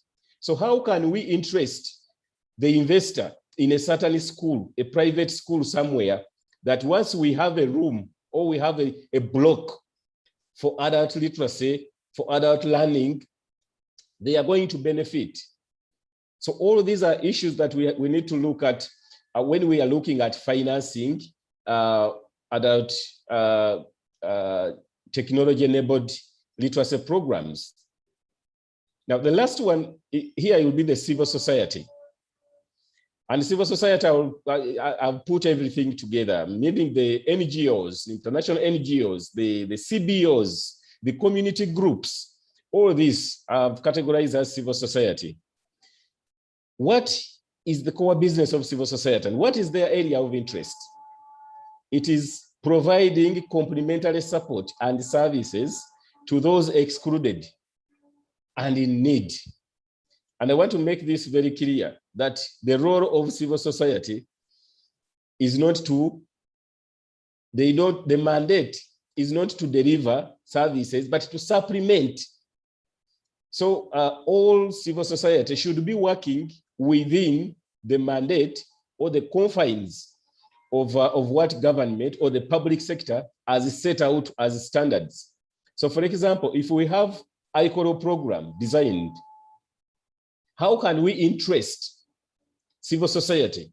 How can we bring NGOs on board to establish, for example, community learning centers? Because they are acting as guardians of the public good. If we are establishing a community learning center, how can we utilize the local resources? what is the local contribution? How can communities be part of all this agenda? And I am glad to report that in the ICORO program, among the many community learning centers that have been established so far, the community has played a fundamental role by providing the land, for example, by providing building materials, but also by supporting with the security over the CLCs that have been established. So there is a lot that we can get from the civil society, from the international NGOs to the lower community groups. What are their attributes? They are value driven. And maybe they can help us to ensure that whatever we are doing is in line with the needs of the people that we are serving, because civil society is responsive. They respond very fast. They are vocal. Maybe they can help us to bring checks and balances. They are inclusive and they are imaginative. Sometimes they imagine too much, of course, but they are there, and there is a lot that we can tap into these. So when you bring all these stakeholders together, there are a lot of opportunities for creating partnerships and for mobilizing resources or finances to design the technology enabled literacy programs. And I've been explaining this. For example, the Ministry of Gender, Labor and Social Development has a program. The program has community learning centers. Maybe we can bring in MTN to set up a telecenter within the CLC, where we have telephony services, we have internet services, and name it, mobile money services. So all these are where we can look at to finance these programs, especially in this era where finances are really getting scarce and scarce by the day. And like we were told by Dr. Ngaka, that even our GNDP has also reduced drastically. The Uganda Revenue Authority is also not realizing its corrections targets. So even the civil society is not getting enough funding, because everywhere there is everyone has been affected. The business community is suffering a lot, and you have also seen some companies are already planning to exit Uganda because they are not making more profits. All of these are a sign that we need to come together. We need to bring all the resources wherever they are to ensure that literacy programming continues and it is also compliant to the needs of the people.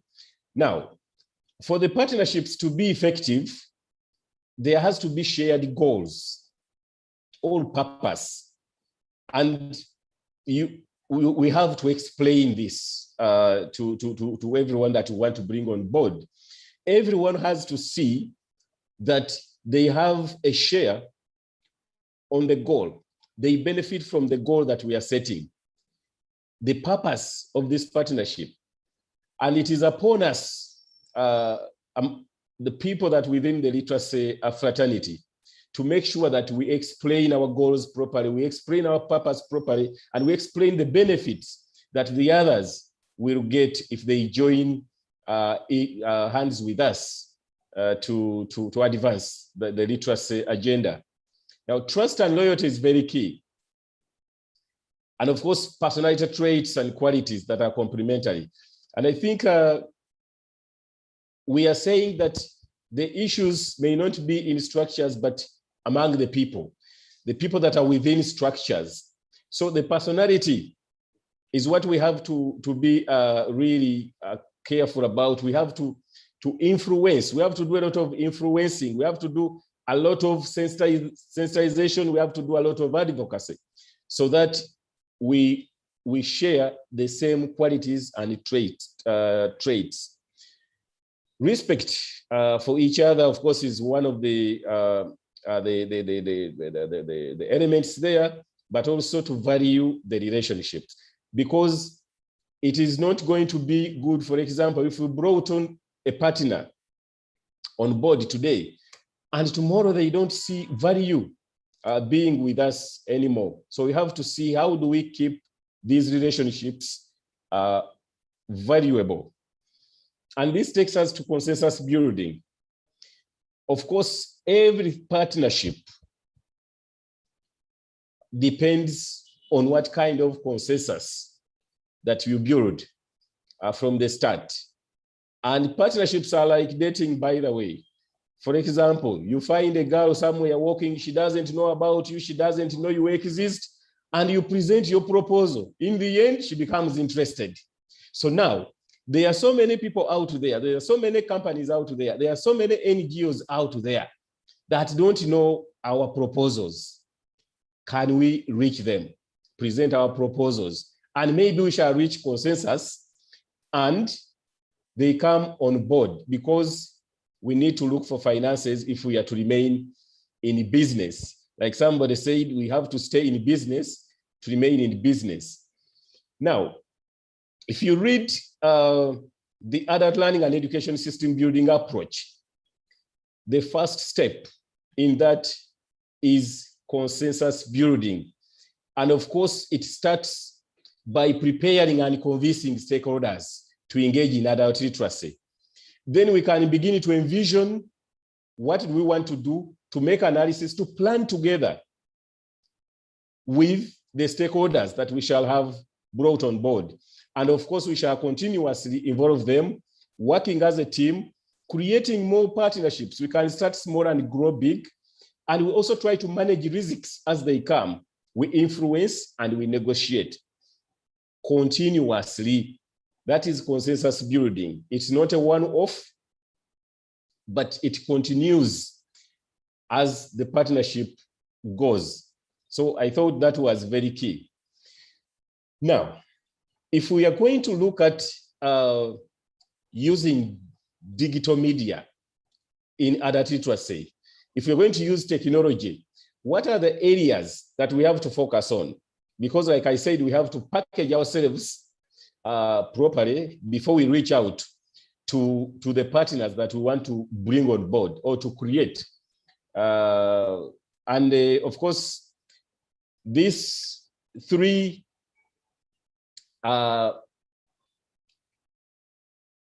areas were given by Anya, and one of them is use of digital media in literacy learning and teaching processes.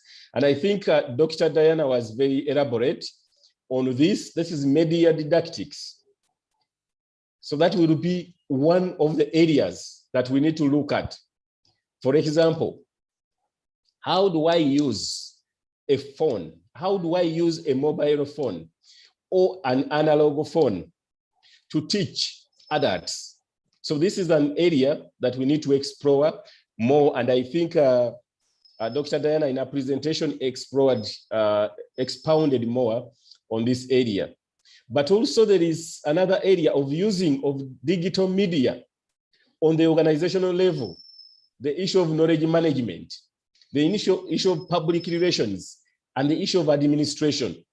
So when we're looking partners, you can say, okay, I need this partner to develop media, digital media, media didactics. But then you can look at another partner to develop digital platforms for organizational management. The issue that Dr. Diana raised and the moderator emphasized of management information systems, for example. How can we bring different partners? How can we collect data in this era where you can't move from one area to another to get data, but you have to rely on digital platforms? So how can we do that? And I'm glad to report that the Ministry of Gender has already moved a step into this by creating ICOLEO Management Information System that is digital and of course, working with other partners. Maybe as we continue developing this platform, we need to look at which other partners can we use? Do we have enough? Can we approach MTN, for example, and we say that our data collection center is somewhere in Nwoya, CLC, and the problem is internet. Can you support us? And maybe MTN can put there free internet for facilitators to come and enter data into the MIS. So all these are opportunities that we can explore. But there is also another issue of digital media as content. And I think Dr. Diana talked about this very elaborately, where she was presenting a problem that whereas we're looking at using media, digitalization and technology as a means of teaching and learning, but we also have to look at people capable of using these gadgets. So that means already digital media has become content. It is a subject of educational offers. For example, if you are setting up, we have set up the information management system, but are we sure that the people that are going to use these platforms are digitally literate? So these are questions. And if there are questions, there are opportunities to make these as content, and we deliver on that. Of course, this one we should rely on a number of partners. Now, as I reach almost the conclusion, what are some of the barriers to effective partnerships? Currently, you see that the digital legislation in Uganda is still limiting. We have, we all know that, and everyone, this has been everyone's cry, that whereas we are talking about digitalization, Professor talked about exams that are going to be done online, but everyone is crying about the tax that has been leveled on internet usage. So if we are talking about digitalization, if we are talking about adopting technology, our legislation really needs to be in line. And I hope that the powers that be are already looking into this issue, because it is actually a barrier to effective partnership. But we also have limited digital pedagogies. These are the skills to use to deliver digital content, digital learning. This is not yet developed. Whereas we are developing applications and everything, we need to take time to look at the pedagogies, the digital pedagogies, because they are affecting delivery of technology enabled literacy programs. Now, we have another problem, and this is underdeveloped digital infrastructure. You will witness when you go to some places around this country, you can rarely get internet. We have in one of the CLCs, our team tried to have a digital session there, and the internet failed. So that is still a problem. As we are looking at digitalization, if we're looking at using the internet as the mode, then this is going to be a challenge. And maybe now we need to look at partners that can ensure that everywhere you go, as some say, you will find internet, you will find 4G, but in most cases, or 5G even, in most cases you find the H+. That is Hero Plus, I think, if you have been using internet so much. Now, we are trying to fight illiteracy. And we are designing, we are trying to create partnerships to design technology-enabled literacy programs. But illiteracy is still a very big problem, because you might design all this, but if people can't read and write, still they will find it very difficult to engage with the product that you have developed. Poverty. Poverty is another very big issue, because if you're talking about affording a phone, an internet-enabled phone, or even that could be one-off, but continuously subscribing to internet, it is very, very difficult. And even the cost of internet in Uganda is still too high. So this is still one of the areas that we have to look at and see how we can really improve on this. Then we have the mindset. We have a very analog lifestyle in a digital world. So people even fear. There is digital phobia. So that is a challenge that people are not used to these phones. And I think it's one that has to be dealt with. And I know we have a whole program in the Ministry of Gender, that is where the Ministry of Gender is leading, community mobilization and mindset change. So I think we need to change the mindset of the people to know that we have moved from analog to digital and we act digitally. Lastly, we have to ensure that the sophisticated machinery of government, which prioritizes evidence-based policies, is satisfied that investment in adult literacy will help to maintain and improve the economic welfare and opportunities of individuals, their families, and the nation. Still, there is low prioritization of adult literacy in the country, and this has been a cry. And this is reflected in budget allocation. This is reflected in staff allocation. Let me say generally, resource allocation. So if we are still, we need to position ourselves in a way that we can convince everyone that adult literacy can change the lives of the people. Then we shall bring everyone on board, and financing will not be a problem at all if everyone jumps on board. Recommendations, I have only one. We have to move from rhetoric to coherent action, because we have done a lot of talking. We have done a lot of deliberations. We have done a lot of, this is the time to move. Like I said, today we have COVID-19. Tomorrow, we don't know what we are going to have. We don't know how the situation is going to be, or maybe everything will turn digital.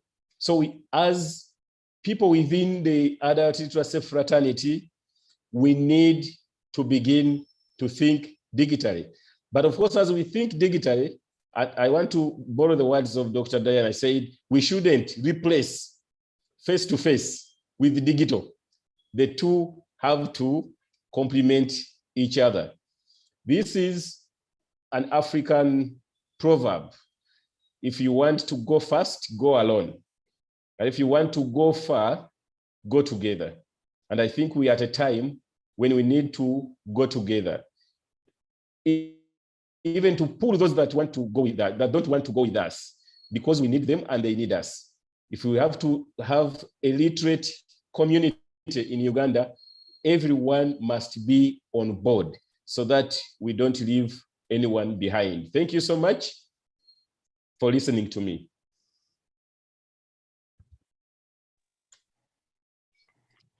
Yeah, thank you very much, CD, for that insightful presentation. Brick by brick, we're almost there. We are not doing very well in terms of time, but it is for a good reason. I am now going to request, before we go into the Q&A, I'm going to request the National Equality Coordinator to just wrap up in under 10 minutes, okay? Our presentation on digital skills for overcoming COVID-19 disruptions to achieve lifelong learning, to just give us that perspective of lifelong learning. We are all lifelong learners in a way, and today I've learned something. If you have not learned anything, then you are not a lifelong learner. Madam Imelda Charingavira, please make your presentation. Thank you. Thank you, Paul and moderator. Are you hearing me? You are clear and loud. Go ahead. Thank you so much. I want to begin by thanking the other presenters, the panelists, for the job well done. They have actually done much what is expected from me. Like you're saying, it will be like just a concluding word. In terms of digital skills for overcoming COVID-19 disruptions, I'm going to give a highlight of what digital skills are required for overcoming the COVID-19 disruptions to achieve lifelong learning. Because we've heard from the keynote speaker, we heard from Diana, we heard from Caesar, and when you look at all those three, you find out that actually we are talking about issues of policy, we are talking about issues of strategy, we are talking about issues of interventions, and of course, focusing on the partnerships that we need to deliver on all those three areas: policy, strategy, and intervention. And in terms of digital skills, UNESCO has given us their own broad definition, but we also have our own definitions. Generally, we know that digital skills are those skills that are needed to use digital devices, to communicate, to use applications, to access and manage information. And we know that they range from foundation skills to advanced digital skills. Of course, when we talk about foundation skills, we are talking about the basics, or the basic digital skills which are used in the day-to-day life. For example, we have heard a lot about how to use even the traditional phone. It is not only just for calling, but it can do a lot. It can do recording, it can share information, it can share audios and all that. But also, we are aware that there are also advanced digital skills, and these are pertaining to specific areas of work in the growing digital sector. And of course, some of the areas are like digital marketing, social media, web analytics, and artificial intelligence. Artificial intelligence is the word now because the computer is reaching the level of replacing what humans have been doing. So that is, by definition, what digitalization is about, the digital skills. I want to say that for the sake of adult literacy, the focus is normally or majorly on communication, on information handling, transacting business in terms of goods and service exchange or selling, and then also problem solving. Because we know adult learners do not learn for the sake of learning, but they actually learn to find problems that are affecting them. Problems like many of our learners, for example, under ICOL are in farming. They want to get the best farming practices. They want to know the market conditions. They want to know how to control pests and diseases. They want to forecast weather. They want to know the prices of other goods in different places. So a situation where we have lockdown and all those limitations that stop people from gathering and meeting face to face. And in the spirit of lifelong learning, we all know that lifelong learning is it covers all learning activities for all people, all ages, including children, young people, adults, and the elderly.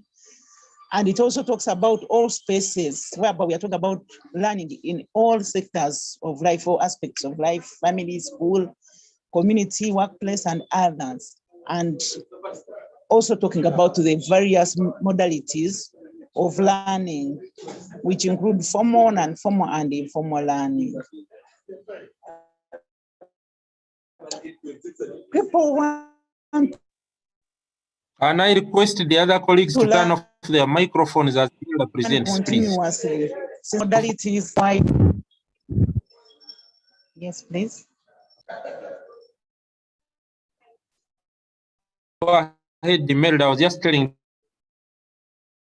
microphone so that you're clear. You can, thank you. Hello? Members? Yes? Please go ahead, we are now hearing. It's clear, go ahead.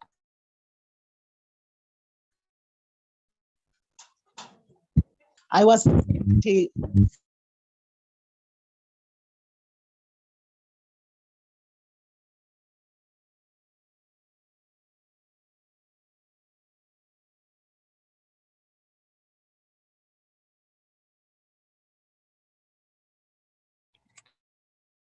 We are losing you, Merida. We can't hear.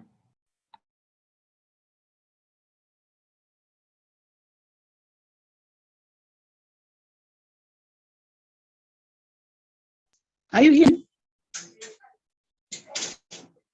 Paul? Yes, you are now clear. Yeah. Go ahead, thank you. Okay. So I was saying that other learners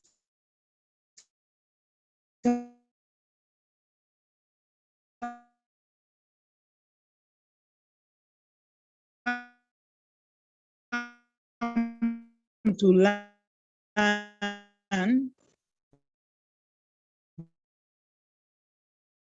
because they want to acquire new knowledge, they want to be better person in the new era, whereby their devices so very key to them because learning from the classroom, online, distance learning, name it. And of course, as we talk about the COVID-19, my colleagues have already talked very much about the COVID-19 pandemic and its effects. For the last year plus, as a country, we've had issues to do with limited mass gatherings, limited movements, and even closure of some non-essential services. As a lead agency for adult learning and education, I think we have also had our own share. We have had challenges because actually ICOLE as a program was affected as a non-essential service. And definitely this affected the community empowerment groups, the literacy groups that are within the communities. They couldn't continue learning. You heard from Dr. Diana, because what she said, they were in total lockdown. With ban on movements, the communities or the groups actually couldn't even access ingredients for their projects, for their livelihood components. The ban on non-essential services also affected them because they couldn't manage transporting their goods from their projects, their produce, and so they suffered heavy losses. So in addition to not attending or continuing to learn literacy and numeracy, other aspects under ICOLE were actually also affected. So this has been a very big challenge, and it calls for rethinking and reimagining the future. We have to look at digital skills during the COVID era and beyond. And like we've heard already from the other presenters, with the onset of COVID-19, learning has evolved. It is no longer the other learning that we are used to, the traditional learning. There is a lot of changing policy shift to remote learning, whereby people have to continue learning, but learning online, not face-to-face. And of course, these are technology-supported variety of mediums of learning, but with different sophistication and also innovation for the different providers. And as a country, for us, we've had a challenge under adult learning and education, that all the responses, the current responses that we have, particularly have not had any mitigation factors to support the adult learners. And therefore, there is a need to digitalize adult learning, adult literacy, and the learning and teaching so that they can continue also learning, because the end sight of COVID-19 is not near. We don't know when it will end.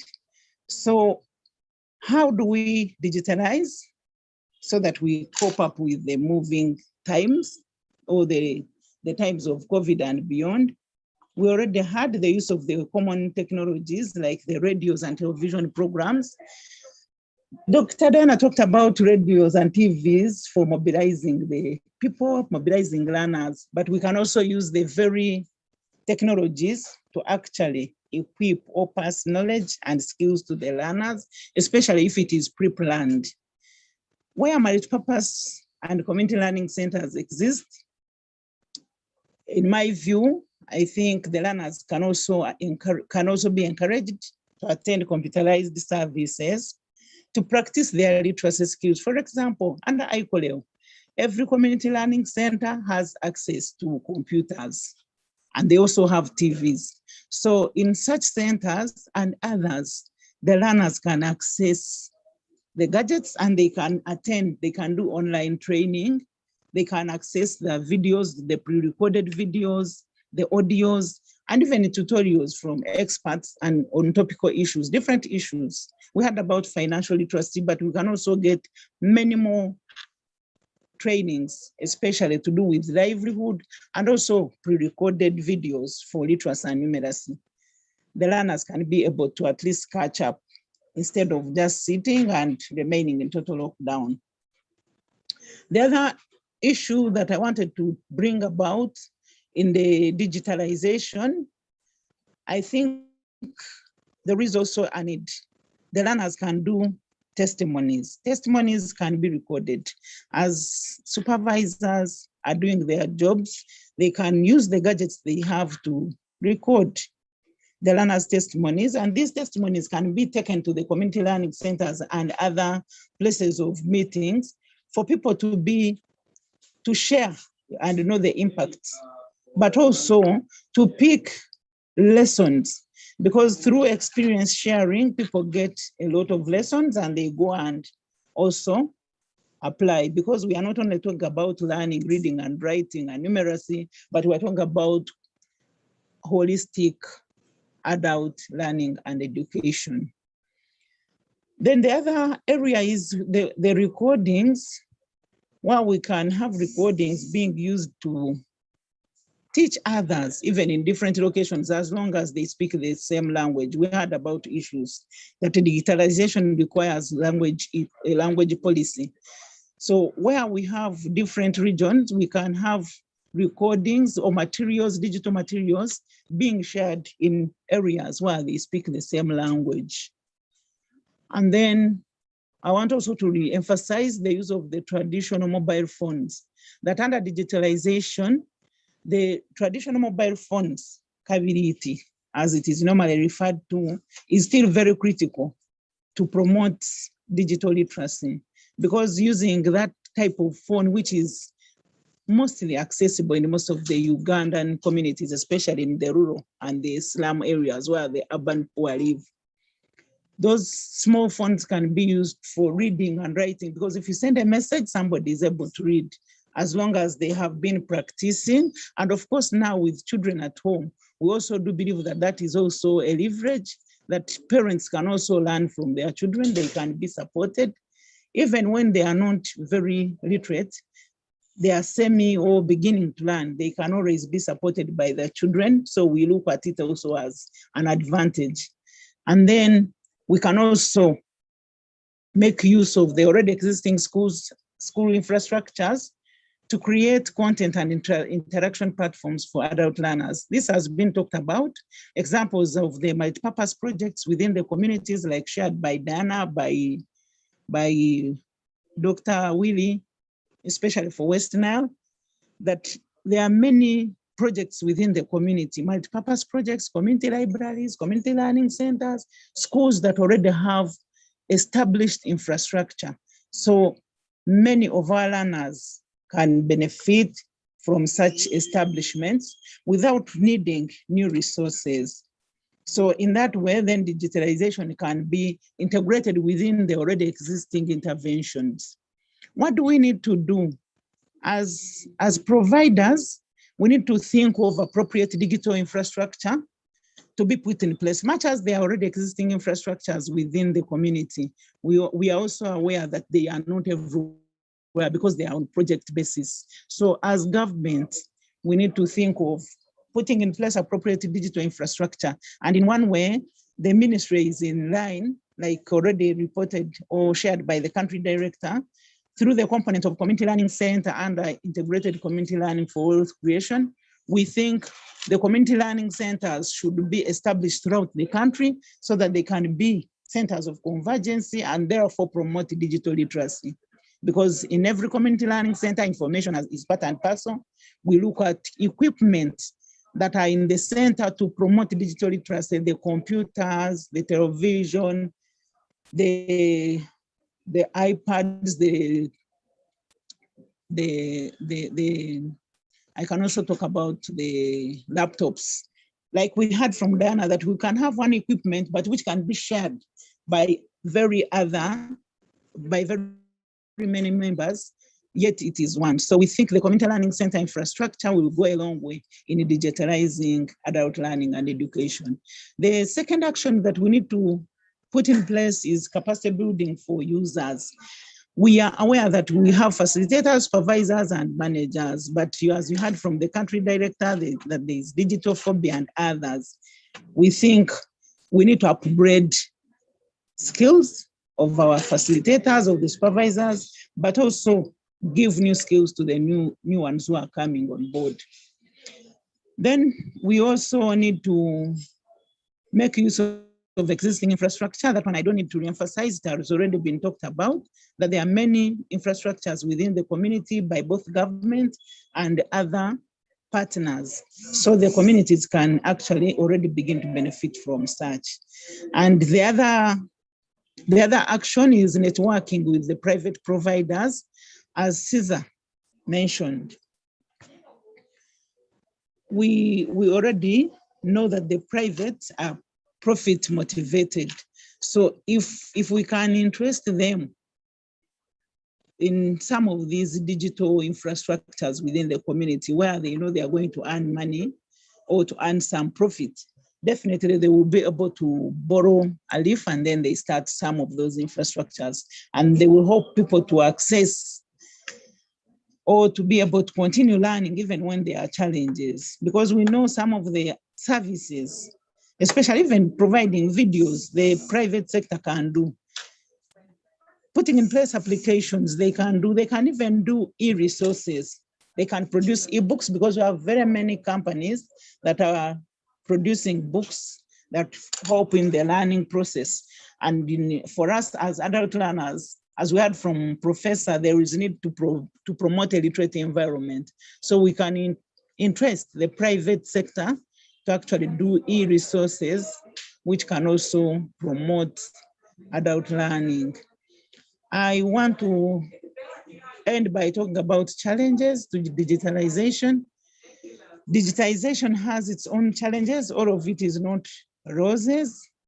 As already mentioned by the country director, DVV, there is lack of literacy and numeracy skills among the majority of the population.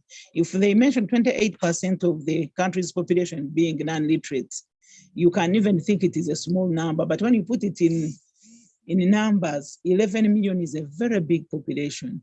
It means much of what we are talking about, actually, if we don't change the strategies, they might miss out.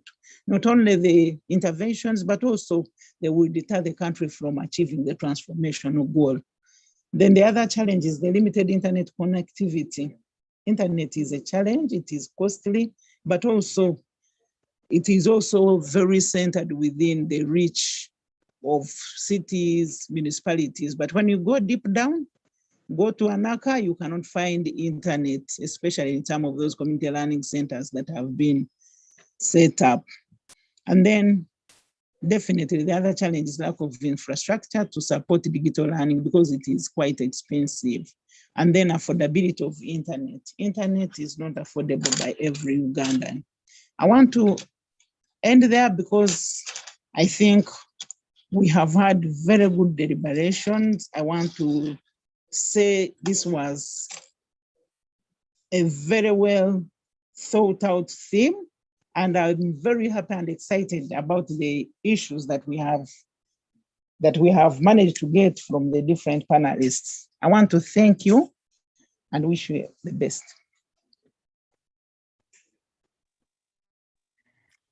Thank you very much, Madam Imelda, for the presentation. You have really ended it well in terms of presentations. Can I quickly call for any reactions because we seem to be losing some of our participants. In about 5 minutes, as a way of wrapping up this, if there's any issue as we do that, I hope all people registered. That is one. And then there's also a request from the participants that we share the presentations to their emails. I think that will be done by the Secretariat. But thank you so much for the presentations. If there are any hot issues that are coming up, please, this is the time to raise them.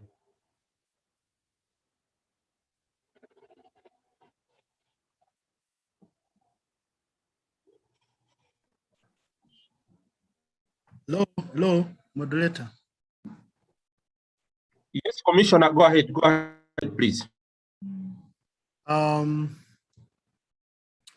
Despite the timing,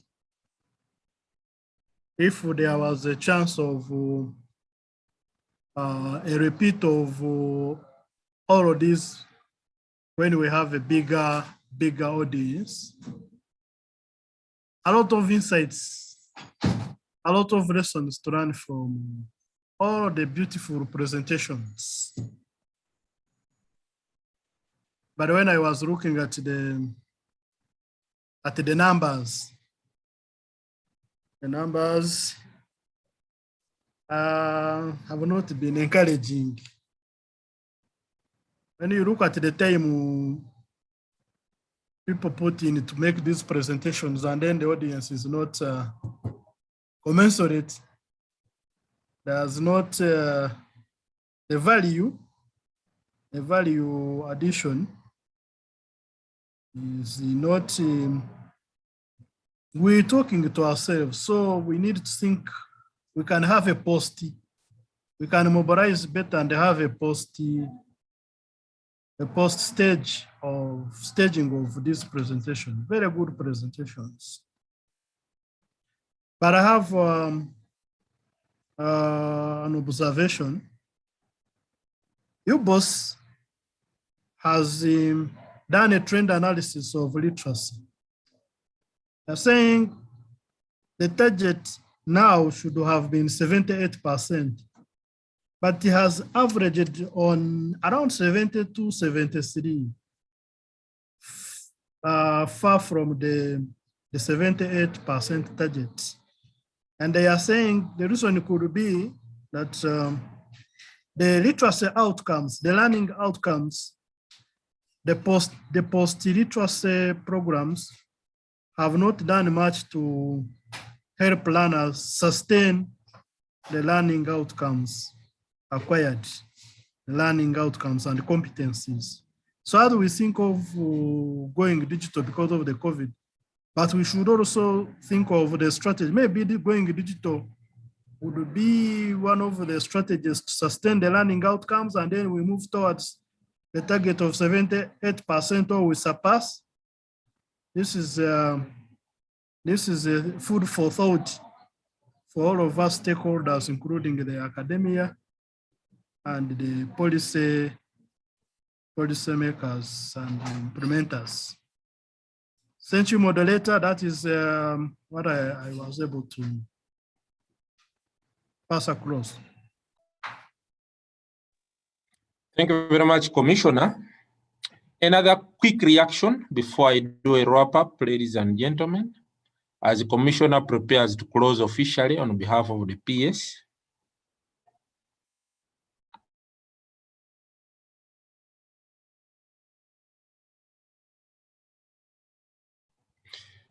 Okay, looks like I don't see another hand. So as the Commissioner prepares to close officially, just quick thoughts building on what Commissioner has just said. This is some kind of take home for us as stakeholders. How can we use technology to increase enrollment of learners, but also retain learners in the learning cycle? That is one take home. Two, we need to do a thorough stakeholder analysis and mapping in order to identify key stakeholders to partner with. Three, We need an inclusive policy review and formulation process that brings on board all stakeholders and sectors. 4, we need to come up with a strategy, just like Imelda and other colleagues have emphasized, a strategy that will also take care of the new developments, like these technological developments that are coming up now. Since even our analysis is now outdated, maybe this is an opportunity for us to take this forward. The other issue is we need evidence-based engagement that is based on research. And this engagement, we're talking of advocacy, we're talking of planning, we're talking of monitoring that is evidence-based. The other issue is, of course, the element which is within the theme, having our learners at the center of our program design. This we have already done under ICOLEO, but for purposes of just documentation, we'll take a record of that. The people-centeredness, we have already done that. The other element is leveraging on existing infrastructure and institutions to improve digital access to our learners. How can we position ourselves on that? And then the other element which is coming out clearly is using the current technology that our learners have, the capabilities. How can we use that? Maybe for voice learning, for other things, for passing on information, and so on. How can we take advantage of that? The other issue that is coming up, a take home, is how do we reduce the cost? We can reduce the cost of program delivery by digitalizing. Of course, the initial cost for digitalizing is high, but in the long term, it becomes cheaper because it reduces on recurrent costs. Of course, the other issue which is coming out clearly is the need to improve on the digital infrastructure. Okay? Improve on infrastructure in terms of electricity, in terms of internet reach and penetration, and so on. And then the issue which is also coming out clearly is that as we digitalize and push for technology, there's definitely a need for capacity building of all key stakeholders. Those are some of the key take-home messages that are picked on top of the concern that the Commission has raised of all of us as stakeholders failing to meet the 78% target. And one of the reasons could be learning outcomes that are not what? Sustained. These plus other insights that have come up, I felt are key issues that we need to take home and ponder over as stakeholders as we prepare to improve delivery of adult literacy services in the country. I would like to take this opportunity as the moderator to thank all of us who have stuck in there up to the last moment, to thank the presenters for very insightful presentations, to thank all of those who have been online, on Facebook, and on YouTube who are following us.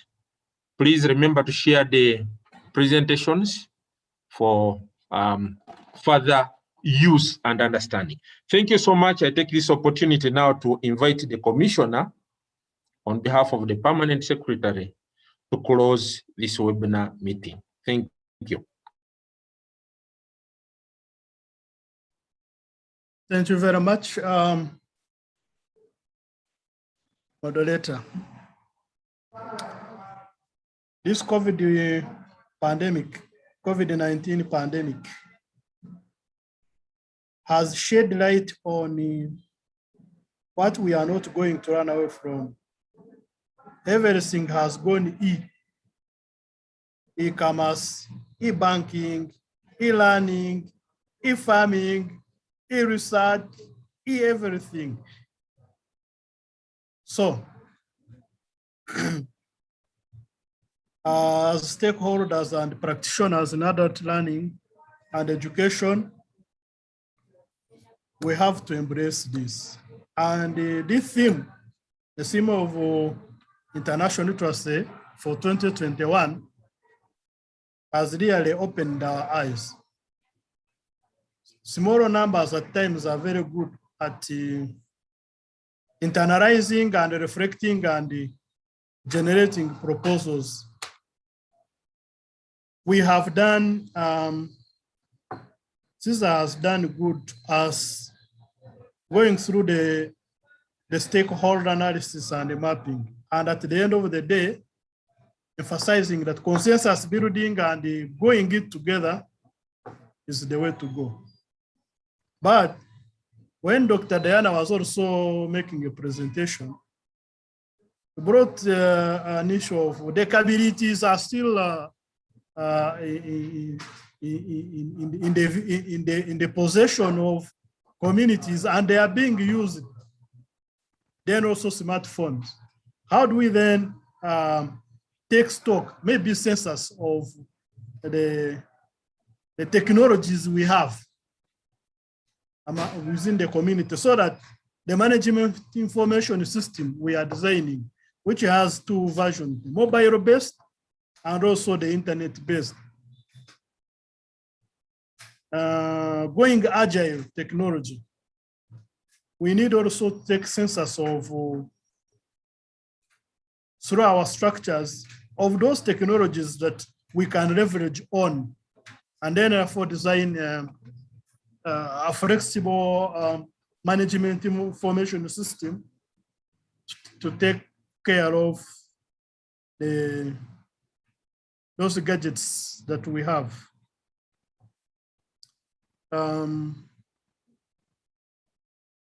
Then the learning outcomes. This is a research area, maybe. Is it a research area? The academia should help us. UBOS, actually, when they were doing the annual government performance report review, that one was a query directed to Ministry of Gender, Labor and Social Development and under community mobilization and mindset change. Literacy rates from 1991 to date are averaging on around 72, 73. And their reasoning is that the learning outcomes have not been sustained. So what do we do to interest the learners to sustain the learning outcomes and apply them for improved livelihood and poverty eradication and wealth creation? So this should not be the end. For me, I've liked these presentations. And since we postponed the launch of the management information system and the advocacy video,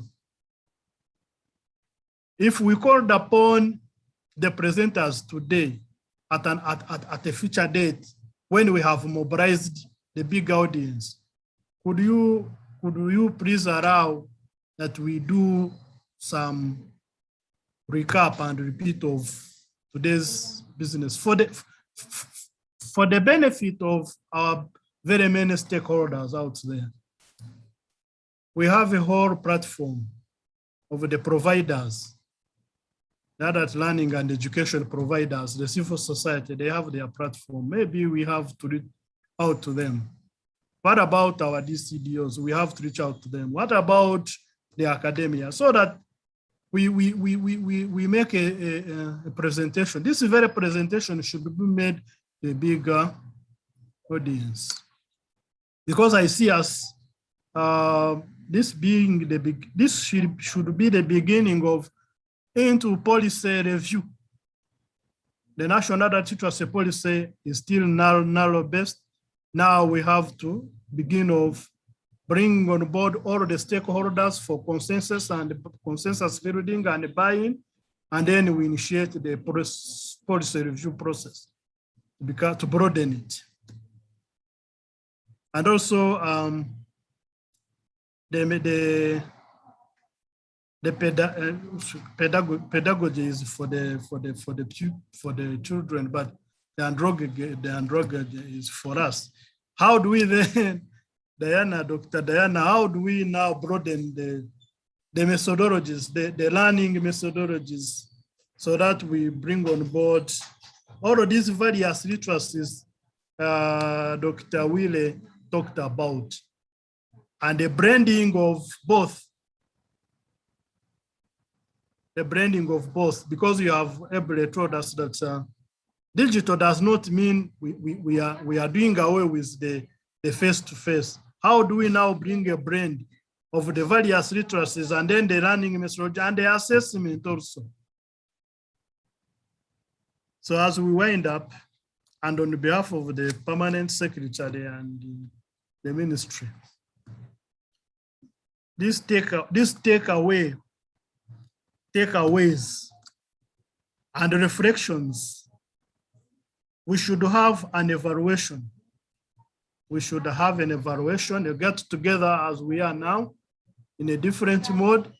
We challenge ourselves, we box our minds, and then come up with a strategy of ensuring that this information reaches a larger audience, and also we come up with policy briefs to bring on board all of the stakeholders, like Cesar suggested, through consensus building mode, either virtually or one-on-one, process by process, step by step, and we move the agenda of adult learning and education forward. Thank you very much for your patience. You are being invited for a virtual lunch, a virtual lunch. And with these remarks, allow me to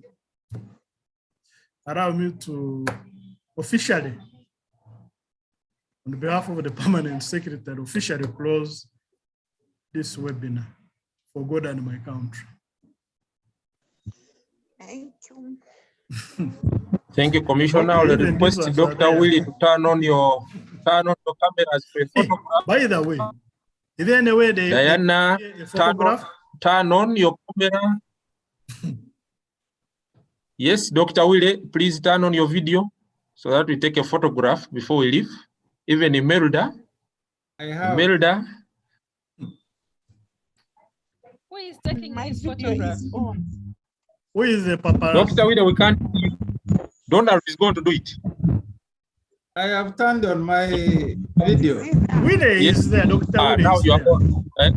on. Our doctor, now you are on.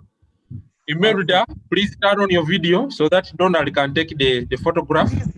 But Thank you very much. Donald, do the needful. Where is Donald now? Donald is on. Donald is there. He has refused to put his video, but he's going to take the photograph. But we shall have an evaluation meeting as we are. We go for the virtual lunch, which committee does. We shall have an evaluation meeting as we are. We will communicate to chart the way forward of this. Thank you very much. But Donald is Commissioner.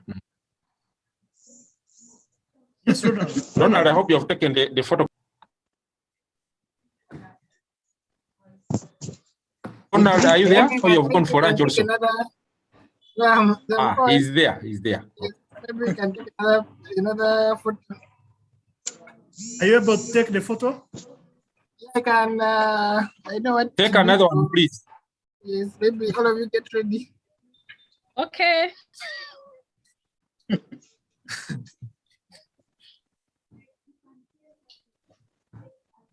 Is he getting ready? Yeah, I think he has taken. He has already taken, I think. He has already Okay. taken. Thank you, Donald. Thank you. Thank you, everybody. I have shared the YouTube channel. But if- I'm certain that people will continue watching the recording. Okay. Yeah, certainly. Thank you. Good. Thank you. Mwebale nnyo bannyabo ne bassebo emisana ekirungi. Bye bye. Bye bye. Bye. Thank you, everybody. Thank you so much. Yeah. Bye bye.